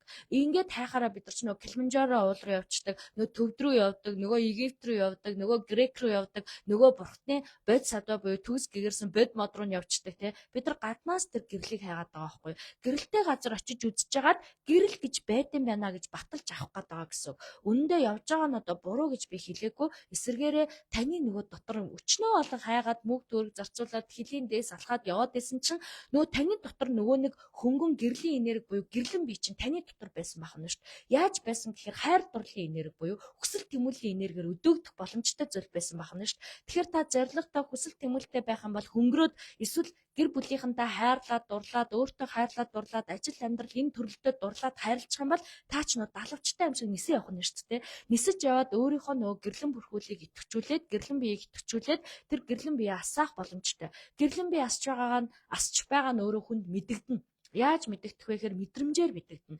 Юу вэ гэхээр та ямар нэг юмыг харахаар догдолдог болох нь, инээдэг болох нь, уйлдаг болох нь, хин нэгэн тантай хамт байгаа л баймаар санагддаг байх нь та өөрийгөө харахад хүртэл өөрийгөө би ямар үзэсгэлэнтэй юм бэ?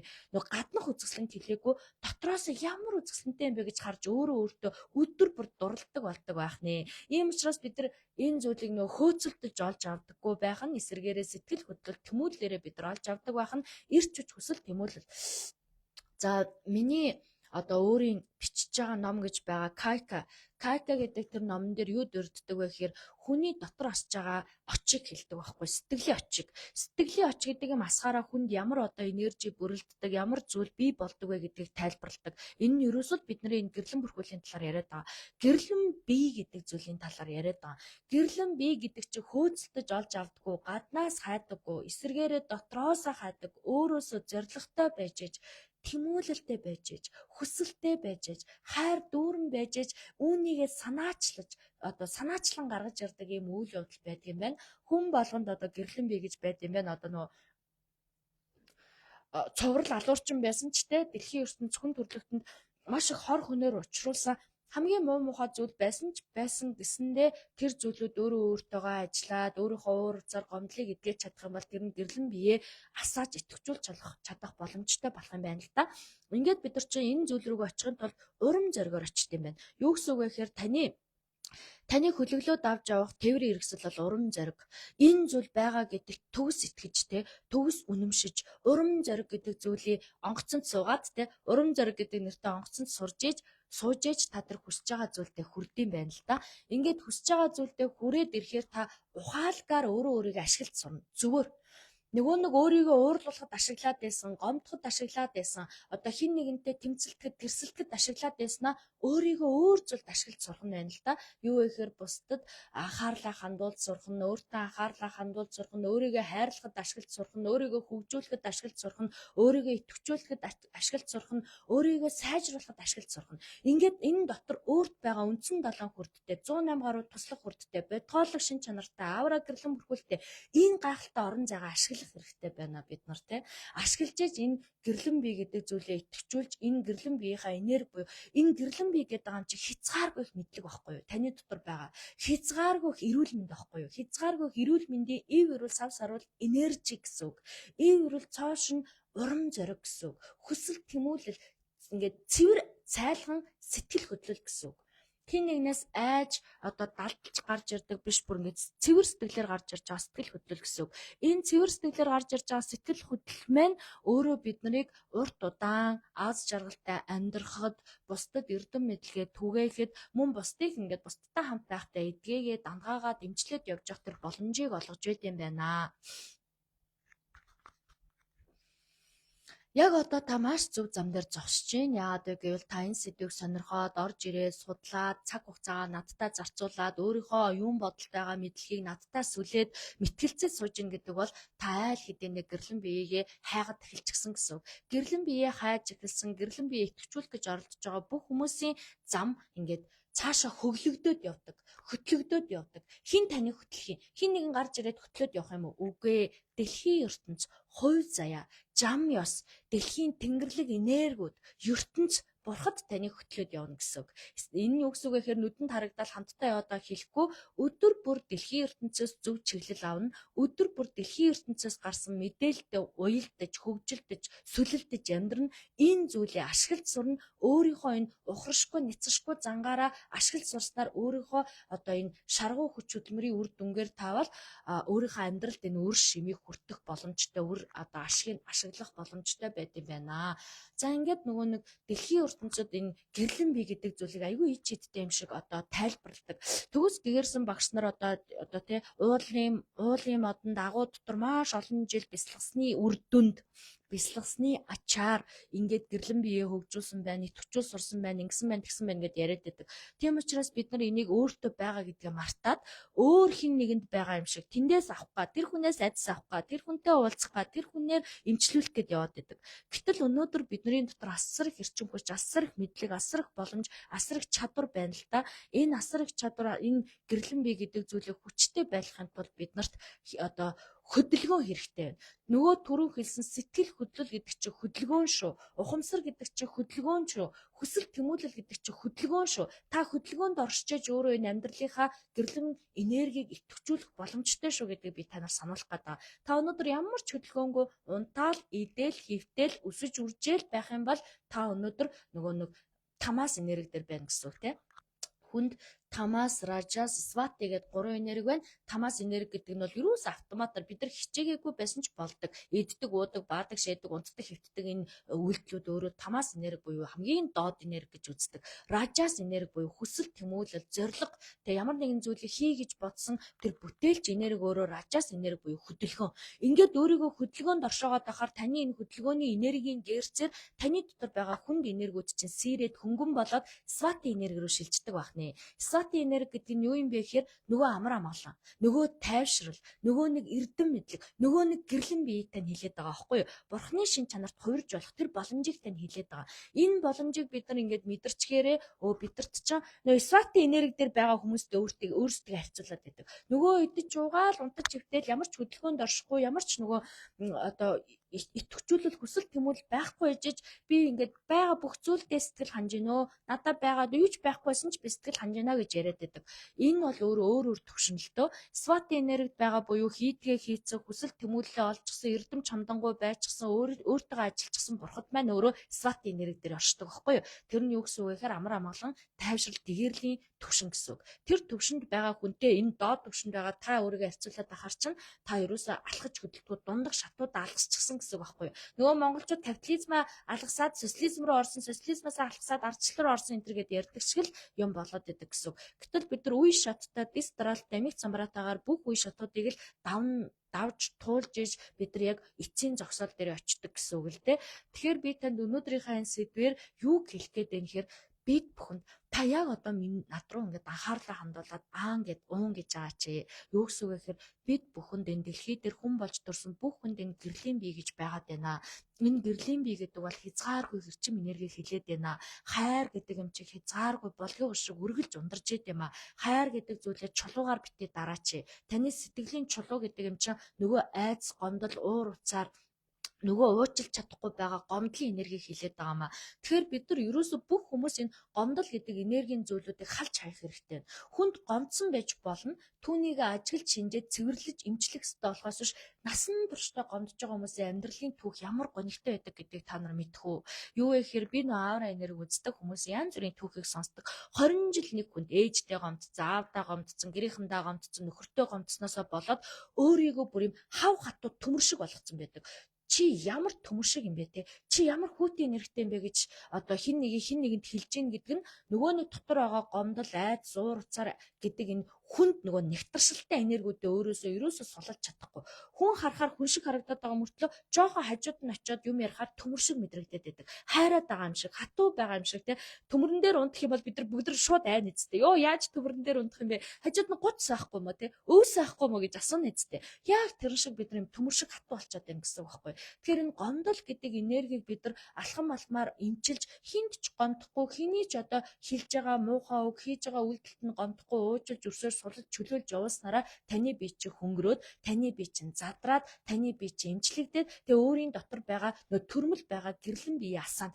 Гэрлийг ингээд асаахаар гэрэл чи илчтэй халуун, өөрийн гэсэн тойрогтой, өөрийн гэсэн орчинтой байдаг шиг таа ч гэсэн өөрийн гэсэн дэлхийн ертөнцид нэг орчин, нэг гэрэл, нэг энержи болдог. Та ингээд нэг энержи буюу өөрийн гэрлэн бүрхүүлээ асаачаар энэ дэлхийд та яаж нөлөөлдөг вэ гэхээр бид нар энэ дэлхийд айгу утга учиртай амьдардаг юм байна л та. Юу гэсэн үг вэ гэхээр энэ дэлхий гэдэг энэ гаригчин өөрөө бидрээс хамгаалтыг хүсдэг юм байна л да. Энэ дэлхий чинь ганцаархнаа энэ орчлон галактик гэдэг юмд ганцаархнаа оршоогүй юм байна. Энэ галактик гэдэг юм маш хязгааргүй болоо одон дунд байгаа хязгааргүй энэ гариг ертөнцийн энэ орчлон ертөнц маань өөрөө дахиад өөр амьдралууд байж идэм байна. Өөр одоо бидний байнга л нөгөө сонирхоод байдаг харь гаригийг яриад байгаа байхгүй юу? Харь гаригийн буюу өөр гариг дээр өөр ертөнц, өөр амьдрал, өөр одоо амьдрал амьдарч идэм байна л да.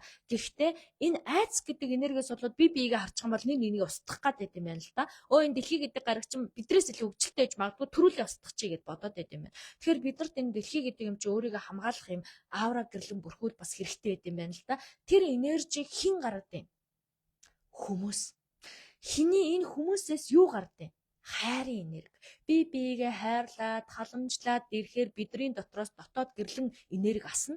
Энэ гэрлийн энерги нь бодит нүдэнд харагдахгүй ч гэсэн танд мэдрэгдэх боломжтой. Энэ мэдрэгдэж байгаа энерги нь дулааны орчин том тойрогтой байх тусмаа бид нар дэлхийнхаа гадуур юм одоо гэрлэн давхраг үүсгэж юм байна. Энэ гэрлэн давхраг үүсгэснээрээ бидний дэлхийгээ өөр бадгалуудаас хамгаалаад бид нар амьдарч байгаа дэлхийгээ хүртэл хайрлаад дэлхийтэйгээ нэгт холбоотой амьдарч гин гэсэн үг байхгүй юу. Тэгэхээр энэ дэлхийн ертөнцийн дээр та ганцхан идэх гэж, уух гэж, төрөх гэж, хүнтэй суух гэж хамгаалгаж ирээгүй юм байна л да. Та адилхан дэлхийн хамгаалагч юм байна. Та дэлхийн хамгаалагч учраас энэ дэлхийг хамгаалахын тулд өөрөөсөө дулаахан энерги, халуун энерги, гэрлэн энерги гаргах хэрэгтэй юм байна л да. Ингээд та дэлхийдээ үйлчлэхээр дэлхий чинь таньдаас үйлчлэнэ. Юу вэ гэхээр нөгөө агаараа өгд юм байна, нөгөө нараа өгд юм байна, нөгөө гэрлээ өгд юм байна, нөгөө усаа өгд юм байна, нөгөө үндэс ургамал цэцэг навчаа өгд юм байна. Эннийх нь ачаар бид нар нөгөө цэцгийг үнэрлэж таашаагаад те нөгөө ургамлыг нь тарьж ургуулад нөгөө төхөрн цай цуу хоолгонд хийж идээд байгаа юм байна. Нөгөө дэлхий чинь ан амьтдыг үржүүлт юм байна. Нөгөө ан амьтдыг бид нар алаад идээд байгаа юм байна. Тэгэхээр юу гэсэн үг вэ гэхээр бид нар бол дэлхийн хамгаалагчид бид нар маш одоо үүрэг гэрэлтэй амьдарч байна. Энэ төрөл гэдэг бол асар чухал төрөл. Тийм учраас энэ төрлөө нэг юм хайнга явж байгаа, тайхамжгүй явж байгаа, амьдралын хэм маягаа өөрчилж чадахгүй, үзэл бодлоо өөрчилж чадахгүй, өөрийн дотор байгаа хүнд энергиудээ гаргаж чадахгүй байсаар аваад өгчих юм бол та бас шийтгэлт юм байна л да.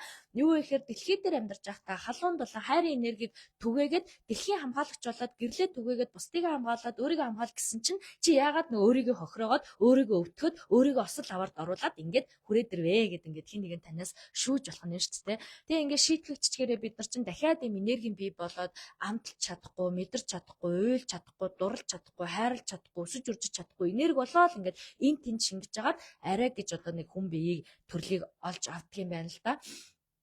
Монголын Гигантен гэдэг ном байдаг. Энэ Гигантен номонд одоо догшин худагт данзан харж байгаа талаар бичсэн ном байдаг. Би өмнө нь бас энэ ярианууд дундаа бас дурдчил байсан. Миний дурлал шимтэж байсан ном гэж би ярьж байсан. Энэ догшин худагт данзан харж байгаа өөрөө хүний төрлийг хүн бас төрөх гэж байгаа нэг найзынхаа сүнсийг ингэж хүн төрөлд нь оруулж ирж байгаа хэсэг гардыг. Энэ бол яг зүүрлүүлж дүүцүүлж ярьж байгаа тайлбар. Хүн ойлгохгүй ч магадгүй нэг иймэрхүү юм болсон юм а гэж ингэж үлгэр домог шиг бичсэн зүйл боловч яг л үнэндээ үнэн зүйл.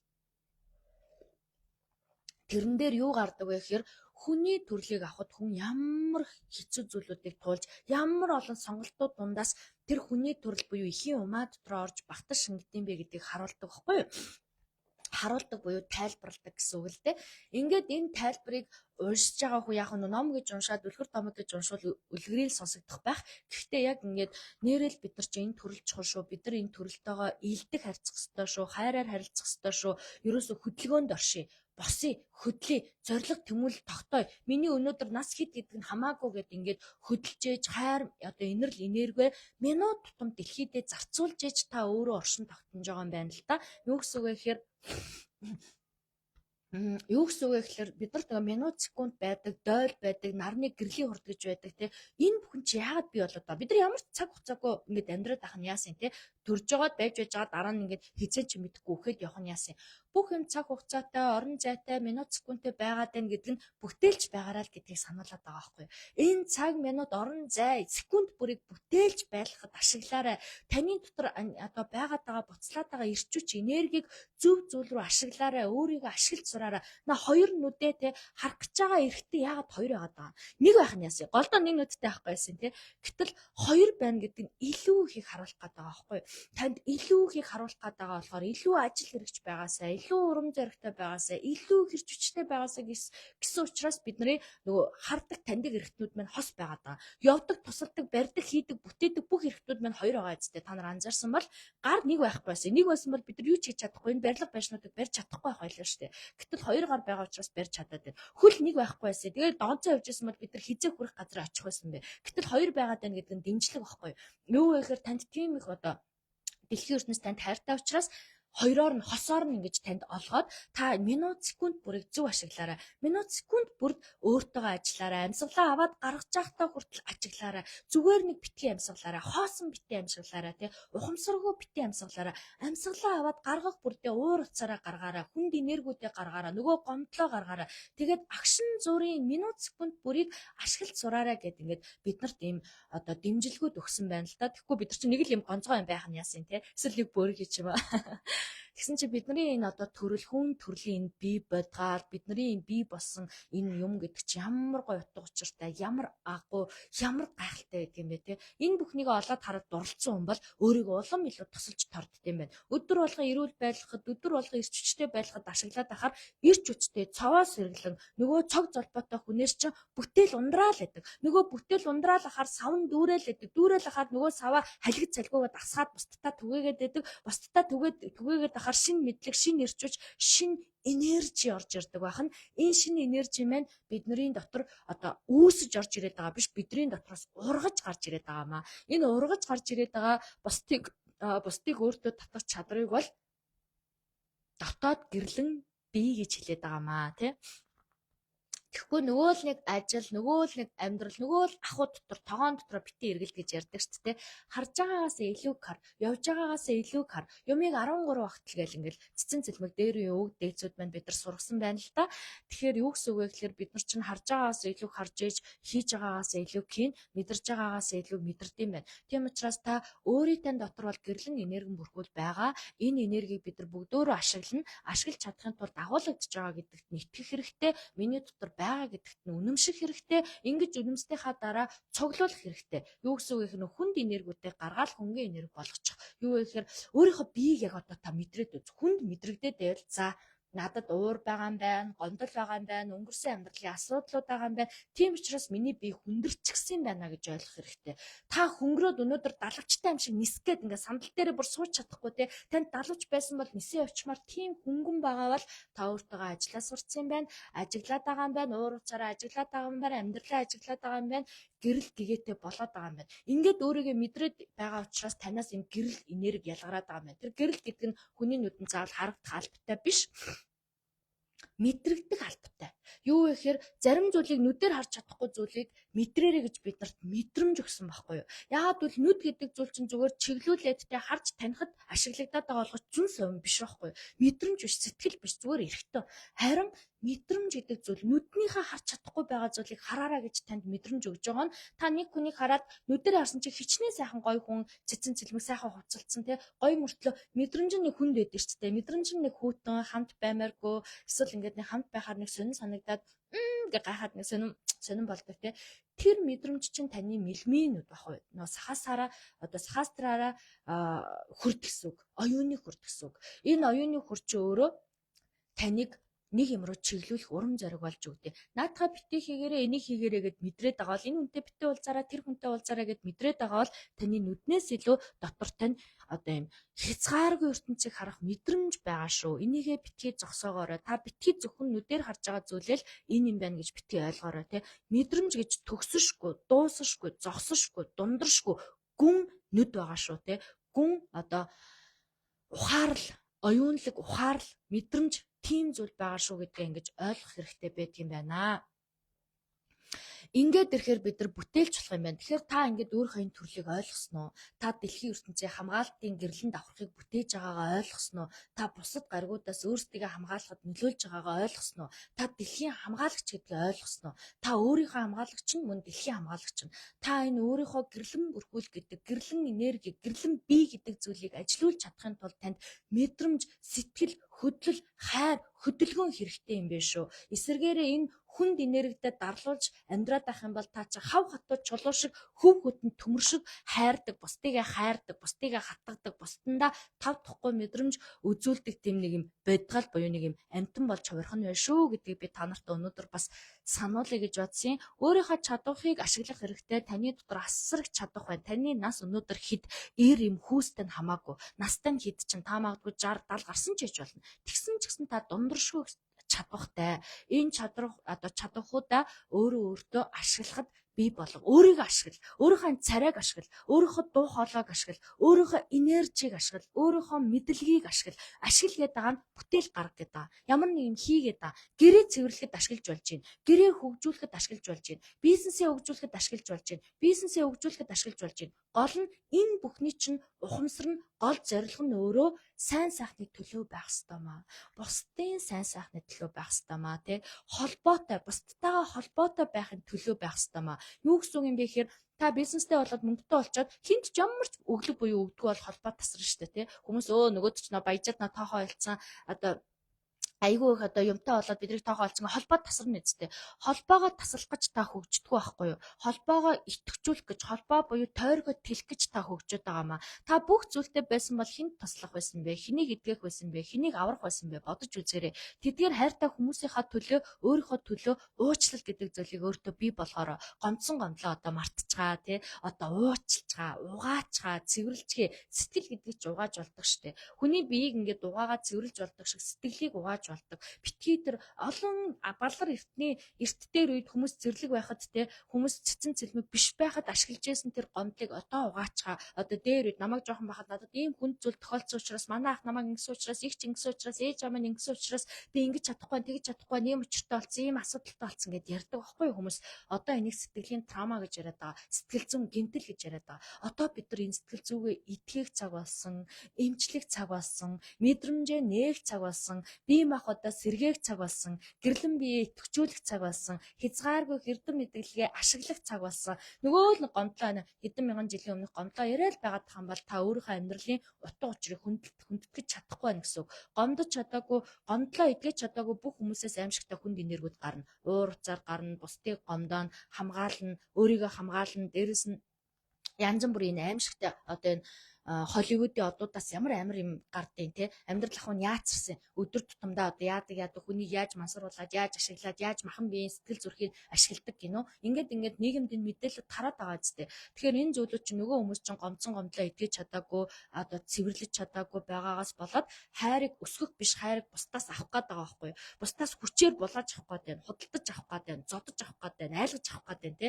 Ингээд ирэхээр нөгөө газардуулахгүй болчиход байгаа байхгүй юу. Амьдрал нь тэр чигтээ тамшиг болоод үүнийг өөрөө амсаа яваад байгаа. Өөрөө өөрийнхөө зовлонг өөрөө амсаал өөрөө тэрэн дотроо эргдэл өөрөө тэрэн дотроо уягдаа яваад байгаа гэж ойлгож болно. Эсвэргээрээ бид нар энэ гомдол гэдэг зүйлээ угаагаад дэмжлээд эдгээчих юм бол хөнгөн болоод далавчиг болоод ирэх юм бол диваажингаа өөрөө бүтээн тийм үү. Энэ бол намжихгүй. Энэ таны дотор байгаа сүнсэн бие чи үргэлжийн мөнхийг хизээж зогсохгүй. Энэ чинь маш хичээл зүтгэлтэй. Хизээж таныг энэ төрөлдөө та ойлгож чадаагүйсэн ч дараа төрөл дахиад ойлгуулах гал дахиад гэрэлтгүүлэх гээл дахиад идэвхжүүлэх гээл оролдоно. Тэрний дараагийн төрөл дараагийн төрөлд ч гэсэн ингээл явна. Тийм учраас угаасаа бид нар бол намжихгүй юм байна. Намжихгүй гэдэг нь бол үний юм байна. Бид нар бол зогсошгүй юм байна. Мэтршгүй юм байна. Тийм учраас үүнийг айгүй хүчилж биш холбоогоо сайжруулж эрэг эрчим ухаалгаар ингэж энергиэр зөөл явах хэрэгтэй байна л да. Тэгээ өөрийнхөө биеийг ашигла, сэтгэлийг ашигла, оюунаа ашигла, хөлөө ашигла, гараа ашигла, бүгдөө ажиллагаатай байгаа бол амьдралдаа ашигла, өөртөө ашигла те хүчээ битгий хүчилж шавах. Харин эсрэгээр нь тижээж одоо түлжүүлж ургуулж чааш нь явах нь шүү дээ. Тэгэхгүй нэ хамаг хүчээ өдөржингөө хамаг ажиллаа хийчихэд ядарчаад маргааш нь юу ч хийж чадахгүй болох те. Ингэснийхээ оронд нөө өчигдөрхөн би одоо энэ лайв сэдвэрээр ярьсан өдөр бидэрт 365 хоног байгаа шүү нэг жилийн 12 сар байгаа шүү. Энэ 12 сарда хүчээ зөв тэнцүү хуваарлаа шүү. Эхний нэг сар дээр бити бүх хүчээ гаргаад өөрийгөө бити ядраагаад гацаачаарай. Нэг сард бол амраа молон байдаг, өөрийгөө эмчилдэг, эдгээдэг 12 сартаага эрч хүчтэй байхын тулд эрдэс бод шим тижээлэр хангадаг сар шүү гэд би тайлбарсан шүү дээ, тэ. Одоо надтай байсан хүмүүс бол хэлэх байх л та. Бид нар ингээд ямар нэгэн бие идэрхтмэн өвдгөр яадیں۔ Тарьдаг үстэй, эмчилдэг үстэй, одоо им уудаг үстэй. Яг тэр шиг бидний сэтгэл хүндэрсэн байгаа бол бид нар өөрсдийгөө эрүүл энергиээр тарих хэрэгтэй. Тэгжиж бид нар энэ дотоод гэрлэн бүрхүүл буюу гэрэл гэдэг. Гэрэл гэдэг чинь юу юм? Цав цагаан ариухан зүйл яахгүй. Цав цагаан ариухан буюу дулаан энержи байхгүй. Тэр дулаан энержиг л гаргаж ирнэ. Гэтэл бид нар энэ гэрлэн биеэ хөгжүүлээд төгс төгөлдөр болоод бурхан болох зүйлийг айгүй олон жил ерөөсөө одоо тий бурхад л хийдэг. Бид нар хийж болохгүй юм шиг эсвэргээрээ тэрийг хийхин тулд нэг ууланд очиод хэдэн мянган жил бясалгах хэрэгтэй юм шиг ойлголцсон байхгүй. Үгүй юм бэлээ. Энэ бол хувь тавилан юм бэлээ. Энэ бол бидэрт одоо олдмол буюу бидний сүнсний даалгавар юм бэлээ. Энэ сүнс буюу энержи чинь ерөөсө зогсохгүй юм бэлээ. Бидний гэрэлттэл явах юм бэлээ. Гэтэл гэгэрнэ гэдэг нь гаднаас хараад гэрэл болж байгааг хэлэхгүй юм бэлээ. Бүтээлч байхыг хэлэх юм бэлээ. Бид нар нөх хүнд энергиудээ хөнгөлөөд далавчтай юм шиг хөнгөн болоод бусдтайгаа бүх зүйлийг хуваалцахыг зөвшөөрөхийг хэлэх юм бэлээ.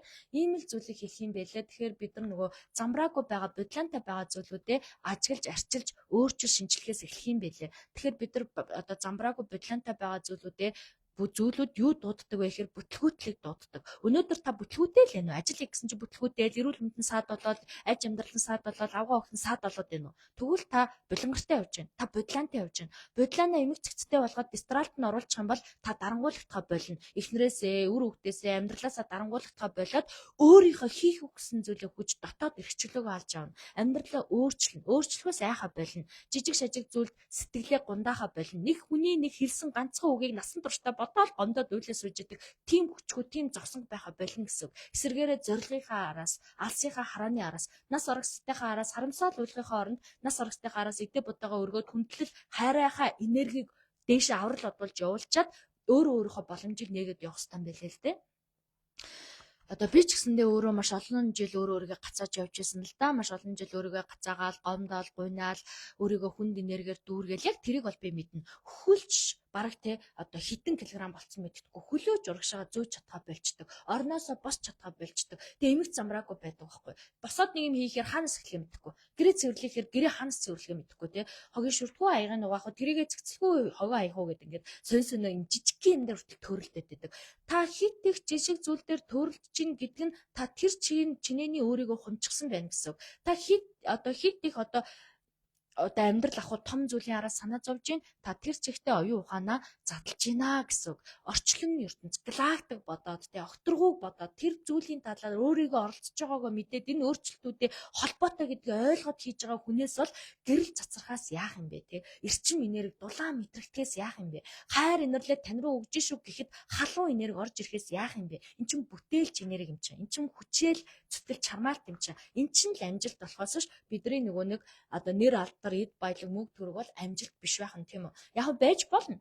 Ражаас энергитэй хүсэл тэмүүлэлтэд зорилготой явж байгаа хүмүүсийн хувьд бол амжилт бол байж болно. Гэхдээ бидний гол сүнсний амжилт бол дулаахан байх, гэрэлтэх, цацрах, холбогдох, бусдыгаа өөрчлөх, өөрийгөө өөрчлөх, бүтээлч байх. Тархитлаханоос юу гарч ин тэр бүхнийгээ юулд савлах. Ийм л зүйл. Нөгөө сайлаа бэлтгэр саваа бэлтгэдэг шиг өөрөө өөртөө гоё морж ирээсэ гэж гуйхахаа оронд эсэргээрээ би амьдралынхаа төлөө өөрийгөө гоё болгохын тулд өөрийн дотор байгаа авдраа уудлаа, өөрийгөө ажиглая гэж ингэж бодох хэрэгтэй юм байлээ. Тэгээд танд бол гişгүр хэрэгтэй л дээ. Гişгүр гэдэг нь бол хүсэл тэмүүлэл хайрын энерги. Бид нар хайргүйгээр хаашаач явахгүй, юу ч хийж чадахгүй.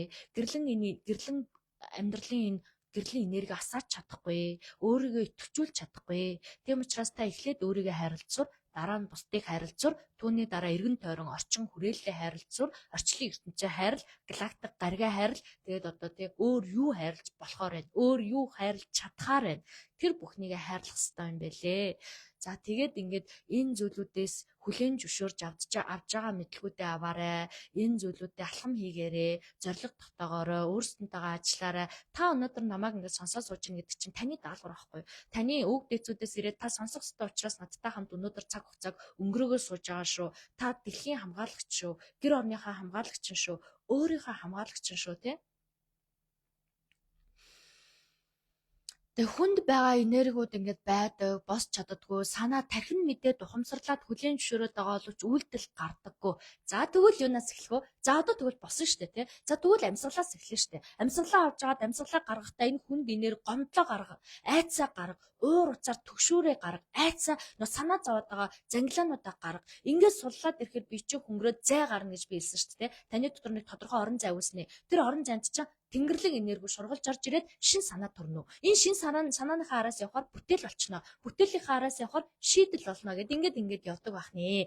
Ер нь бол би энийг одоо энэ маш олон миний бараг YouTube дээр 370 орчим бичлэг байсан баха. 370 орчим бичлэг байна. Энэ 370 орчим бичлэгээрээ би бүр хичээнгүйл ярьдаг. Айхгүйгээр ярьдаг. Одоо урж тасдаж ярьдаг. Тэгээ бүр сэтгэл зүрхээ гаргаж ярьдаг. Тэгэхээр та энэ 370 бичлэгийг үзэхгүй махад 3 сэдв сонссон ч ер нь бол ойлгоно. Тийм учраас өнөөдөр би 2026 онд 4 дахь лайв хийж байна. Энэ 4 дахь лайвыг сонсох хүмүүс маань ч ойлгоно. Хөөе бүгдийг сонсоод ойлгоч гэж битгий бодоорой. Өнөөдөр тантай ямар энерги, ямар сэдв таарлаж чинь түүнийг л сонсоод авчихад энэ миний өнгөрсөн ярьсан бүх зүйлүүдтэй холбогдож байгаа байхгүй. Миний энд ярьж байгаа зүйл өнгөрсөнд ярьж байгаа бүх зүйлүүд давтагдаад явж байгаа. Яагаад гэвэл эн чинь угаасаа зам юм чинь би ямар цааш юм ярилтай нь штэ. За үнэхээр гоё урамтай байдгаа баярлаа гэсэн байна.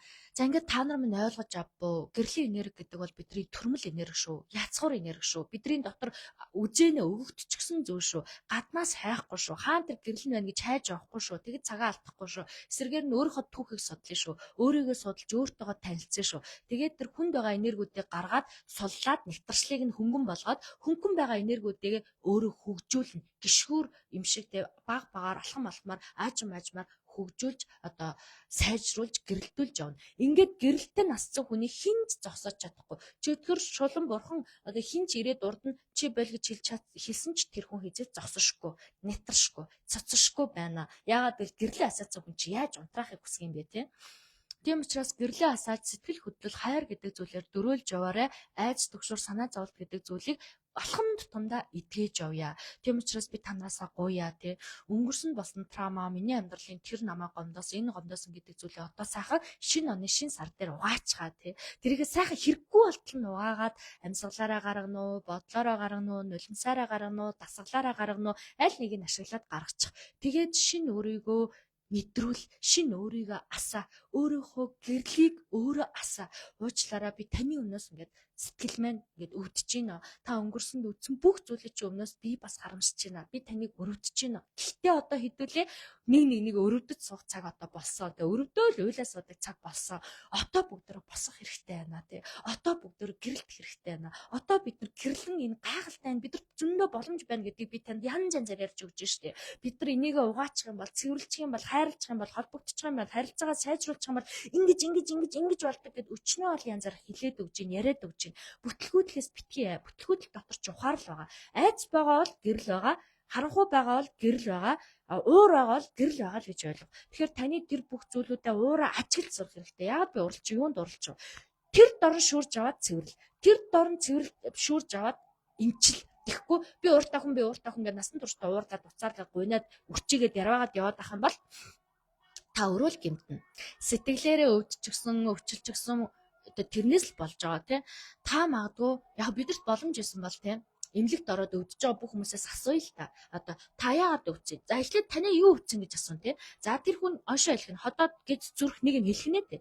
За тэр чинь яагаад өвдсөн гэл ингээл яасан юу болсон яасан гэл асуугаал хэвэл юунаас болж өвдсөн бэ гэдэг нь эхлэл нь ерөөс сэтгэлээс би тэрэнд гомдоо тэгэн дуурлаа тэрнтэй хэрэлцэн чинь тэгэж зүрх савлаа тэгэж одоо бүр ингээд зүрхний химнэл алдагдаа тэгээ зүрхний өвчнөр ирцнэ л гэж ярина үсттэй. Тэгэхээр эн чинь ерөөсө бүх зүйлс сэтгэлээс эхэлдэг байхгүй юу? Тийм учраас энэ өчүүхэн одоо зүйл юм шиг боловч маш агуу зүйлийг маш олон орчныг хамраад яваад байна л да. Тийм учраас энийгээ бид нар жижигсэх хэрэгтэй. Өвчнийг бид нар жижигсэх хэрэгтэй байна. Юу вэ гэхээр сэтгэлийн эмчилэх хэрэгтэй байна. Бүх зүйлийг хэдүүлээ сайхан одоо энэ 2026 онд уучлаад өршөөгөөд уучлаад явуулчих. Уйлаад явуулчих. Тэгээд цаашаа хэдүүлээ гоё алхам хий. Тэгээд өөрийгөө гэрэлтүүлээ. Өөрийнхөө чадваруудыг бүтээе, сэргээе. Өөрийгөө шинээр босгоё. Ингээд амжилттай амьдрий л та тий. Ингээд амжилттай амьдрах юм бол бид нар дэлхийн хүртэл хамгаалагч байх нь ш. Бид нар дэлхийдээ хүртэл дулаахан энергийг ялгаруулснараа дэлхийг гадуур нь тойрогж яадаг тэр бүслүүрийг тэр гэрлэн хамгаалтын тойргийг бид нар чинь тоцсож өгөхөд одоо нөлөөлдөг байх нь шүү дээ. Энэ дэлхий дээр байгаа бүх хүнийг ямар ч хөдөлгөөнгүй бай гэж бодъё. Зүгээр төсөөлөл шүү. 8 гаруй төр бөмбөн нэг өдөр 1 цаг минутанд бүгд хөдөлгөөнгүй ингээд өгцөн хоошиг хөвтэй гэж бодъё. Хэдхэн минутын дараа юу болох вэ гэхээр дэлхийгээс ялгардаг энержи хөдөлгөөнүүд ялгархаа болоод тэр нөгөө дэлхийг гадна бүрхүүлж одоо давхраг болгож хамгаалж исэн бүслүүр нь өөрөө бүдгсээд тэр дэлхий чинь өөрөө би энд байна гэд гадны биетүүдэд бид нар ингээд те одоо харагдаж эхлэх нь шүү дээ. За ингээд ирэх юм бол бид нар жинхнээсээ одоо те өөрсдөө хамгаалахгүй өөрсдөө айц одоо өөрсдөө дайнд бэлтэж байна гэж ойлгож болно. Бүх зүйлийн дайн яагаад игдэв байгаа юм бэ? Намайг авчих үедээ, намайг манай орныг эзэлчих үедээ, над руу дайрчих үедээ, надын дээр гарчих үедээ гэдэг айцсаас л болоод байгаа шүү дээ. Бүх зүйлийг хүлээн зөвшөөрөөд, бүгдөө өөрсөнтэйгээ ажиллаад гэрлээ асаагаад зорилгоо энэ бид нар чинь нэг нэгнийх улс орныг авахтаа ерөөсө гол нь оршоогүй юм байна. Улс орн хүн гэдэг чараа таны дотор блад буюу цус байгаа. Энэ цус чинь өөрөө бид нар тэгтээ дэргүү маш олон орны янз бүрийн цус холилдчихсан байгаа. Хаана амьдарч ин гэдгээр шалтгаалаад тэр хүн тэр орныхоо одоо уур амьсгал тэр орныхоо байгаль дэлхийг хүндэтгээ явж байгаа. Би Монгол төрсэн бол Монголоо хүндэтгээд Монголоо хайрлаад явна. Хэрвээ би Америк төрсэн бол бас тэр орныг хайрлал, тэр орны эзэмшил, тэр орны нэг гишүүн болол явна шүү дээ. Тэрнээс биш миний цус цэвэр Монгол болохоор би Монгол төрөөд байгаа юм биш. Миний цусан дотор янз бүрийн өөр улс орны цус байгаа. Таны цусан дотор ч гэсэн бид нар баг ингээд одоо холилдчихсан байдаг. Та итгэхгүй бол ДНК өгж үзээрэй. ДНК-г шалгуулж үзээрэй. Тэгэхээр тэдэн хувийн тэр орон эдэн хувийн энэ орны цус гэдэг бүр бид нар ч одоо 20 30 40 50 60 орны юм холдсон байж байгаа байхгүй юу? Тийм учраас тэгтээ тэргүй бид нар нэг тэнгэртэй, нэг дэлхийтэй, нэг ертөнц. Тийм учраас энэ тоо дотор байгаа монголчуудтайгаа тэг гэр дотор байгаа хэдхэн 5 6 10 хүмүүстэй ингээл гомдоод өчүүхий яриад тэдрийгээ үзэн ядаад тэдэртэйгээ хэрэлдээд өдөр болгон тэдрийгээ зовоод суухынхаа оронд эсэргээрээ мөрөөдлийнхаа араас явъя. Сэтгэлийн хөдлөө гаргая. Хайрын энерги гаргая. Өнгөрсөнд гонцсон зүйлүүдэд угаач, цэвэрлж, уучлж, алхам хий, амьдралаа өөрчлөе те.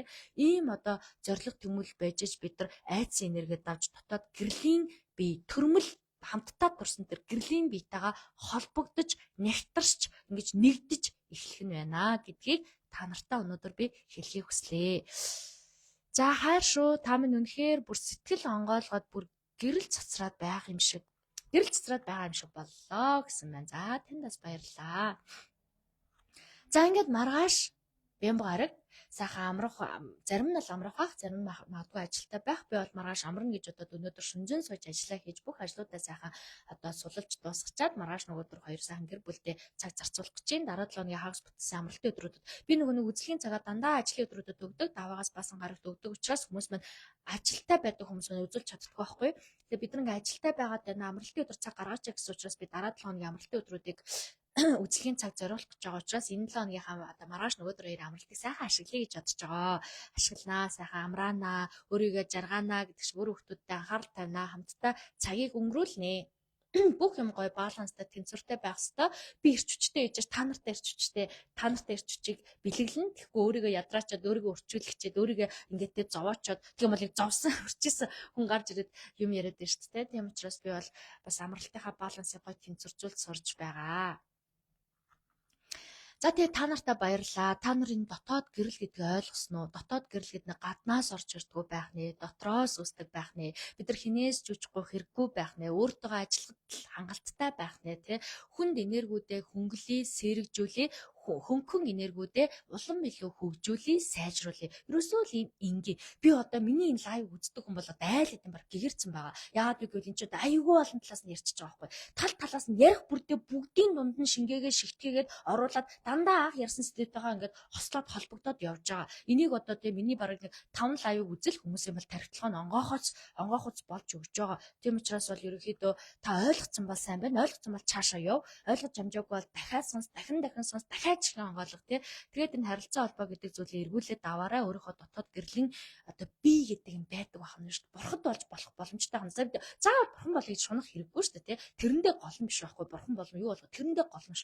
Бид нар зүгээр л сүнсэн энерги гэдэг энэ хүн болж төрснийхаа л гавьяа гарах гэдэг. Хүмүүс ярьдаг үстэй. Би ээж аваасаа төрсөн, ээж аваа ачиг хариулж чансан гэл те. Энэ хүн болоод ээж аваасаа ингээд хүн болоод бэнтэлцэн чи ээжигээ баярлуулчихсан, аавыгаа гоё ингэчгээс ээж аваагаа гадаад явуулчихсан, хоол хийгээд өчөөсөн гэж боддогтой яг адилхан. Бид нар хүн гэдэг бодгаалыг аваад төрсөн үнэн учраас бид нар гэрлэн энерги буюу хайрын энерги, хайр гэдэг юм а язгуур эрхийг ашиглах хэрэгтэй байхгүй. Язгуур хүчийг ашиглаж иж бид нар чинь жинхнээсээ цаашаа явна гэсэн. За ийм байна. Язгуур эрхийг ашиглая гэхээр гомдчоод ашиглаж чаддгүй, уурлаад ашиглаж чаддгүй, уцаарлаад ашиглаж чаддгүй, ажилдаа дарагдаад ашиглаж чаддгүй байхгүй юу? Тэгэхээр бид нар өөртөө гой баланс гаргаг, ажил амьдралаа гой тэнцүү хуваарал, цагийн менежменттэй бай, тэ. Дээрэс нь өөртөө гой цаг гаргаж, хайр энерги идэвхжүүлж, хөнгөн хүүхэд чиг байж бид нар энэ гой гэрлэн энерги асаах юм бэлээ, идэвхжүүлэх юм бэлээ. Энэ гэрэлтэйгээ холбогдчих юм бол биднээс төгсөшгүй, дуусашгүй, метршгүй мэдлэг энерги эрчим хүч дандаа болгийн ус шиг ундарч байх юм бэлээ. За ингээд та нараа сайхан амраарай, сайхан амарцгаагаарай. Та нарыг ядраачлаа. Одоо айгу удаан чилээчих шиг боллоо. Ингээд миний ярьсан зүйлээс авахыг хүсэж байгаа, сэтгэлтэйгээ холбогдож байгаа мэдлэг мэдтгүүнээ аваарай. Марцсан зүйлээ санаарай. Мэддэг зүйлээ улам илүү баяжуулаарай. Тэгээ миний ярьсан зүйл дээр өөрийнхөө мэдлэг, өөрийн амьдралын түүх, өөрийн амьдралын мэдлгүүдээ нэмээд улам илүү гой хөгжүүлж, батжуулж, суур мэдлэг болгож цаашаа гой урам зоригтойгоор амьдарч, цаашаа улам илүү эрчим энерги идэвхжүүлээрэ гэж та нартай зөвлөмөрөө хэлмээрэн та нартай одоо та нартай үнэ сэтгэлээ илчилмээр байна гэж те. За ингээд дараагийнхаа лайваар уулзцгаая. Намтай болгын модератор Мишка агшаалаа. Намтай болог буюу одоо миний сүнслэг өрөөгөөр зөрчилж байгаа та нартаас баярлаа. Дотоод гэрлээ ойлгож асааж байгаа үнэхээр гайхалтай баярлаа гэсэн байна. За маш сайн ойлгодог улам хичээгээд л урагшаа яваад байна да багш минь гэсэн байна. Баярлаа. Нэг хүн ч гэсэндээ яг энэ сэтгэл зүрхийн мэдрэмжийг мэдрээд ингээд цаашаа явж байгаа нь бол нэлээд олон нижгээд хүмүүсийг эсрэнэ гэсэн үг шүү дээ тий. Тийм учраас миний ч гэсэн энэ гоё хичээгээд явж байгаа зогсошгүй мэтршгүй байгаа эрдэм шамдангуй байгаа бүх хүмүүсийнхээ өмнөөс танд маш их талархлаа гэж хэлмээр байна. За хайртай шүү. Сайхан амарцгаарай. Баяртай.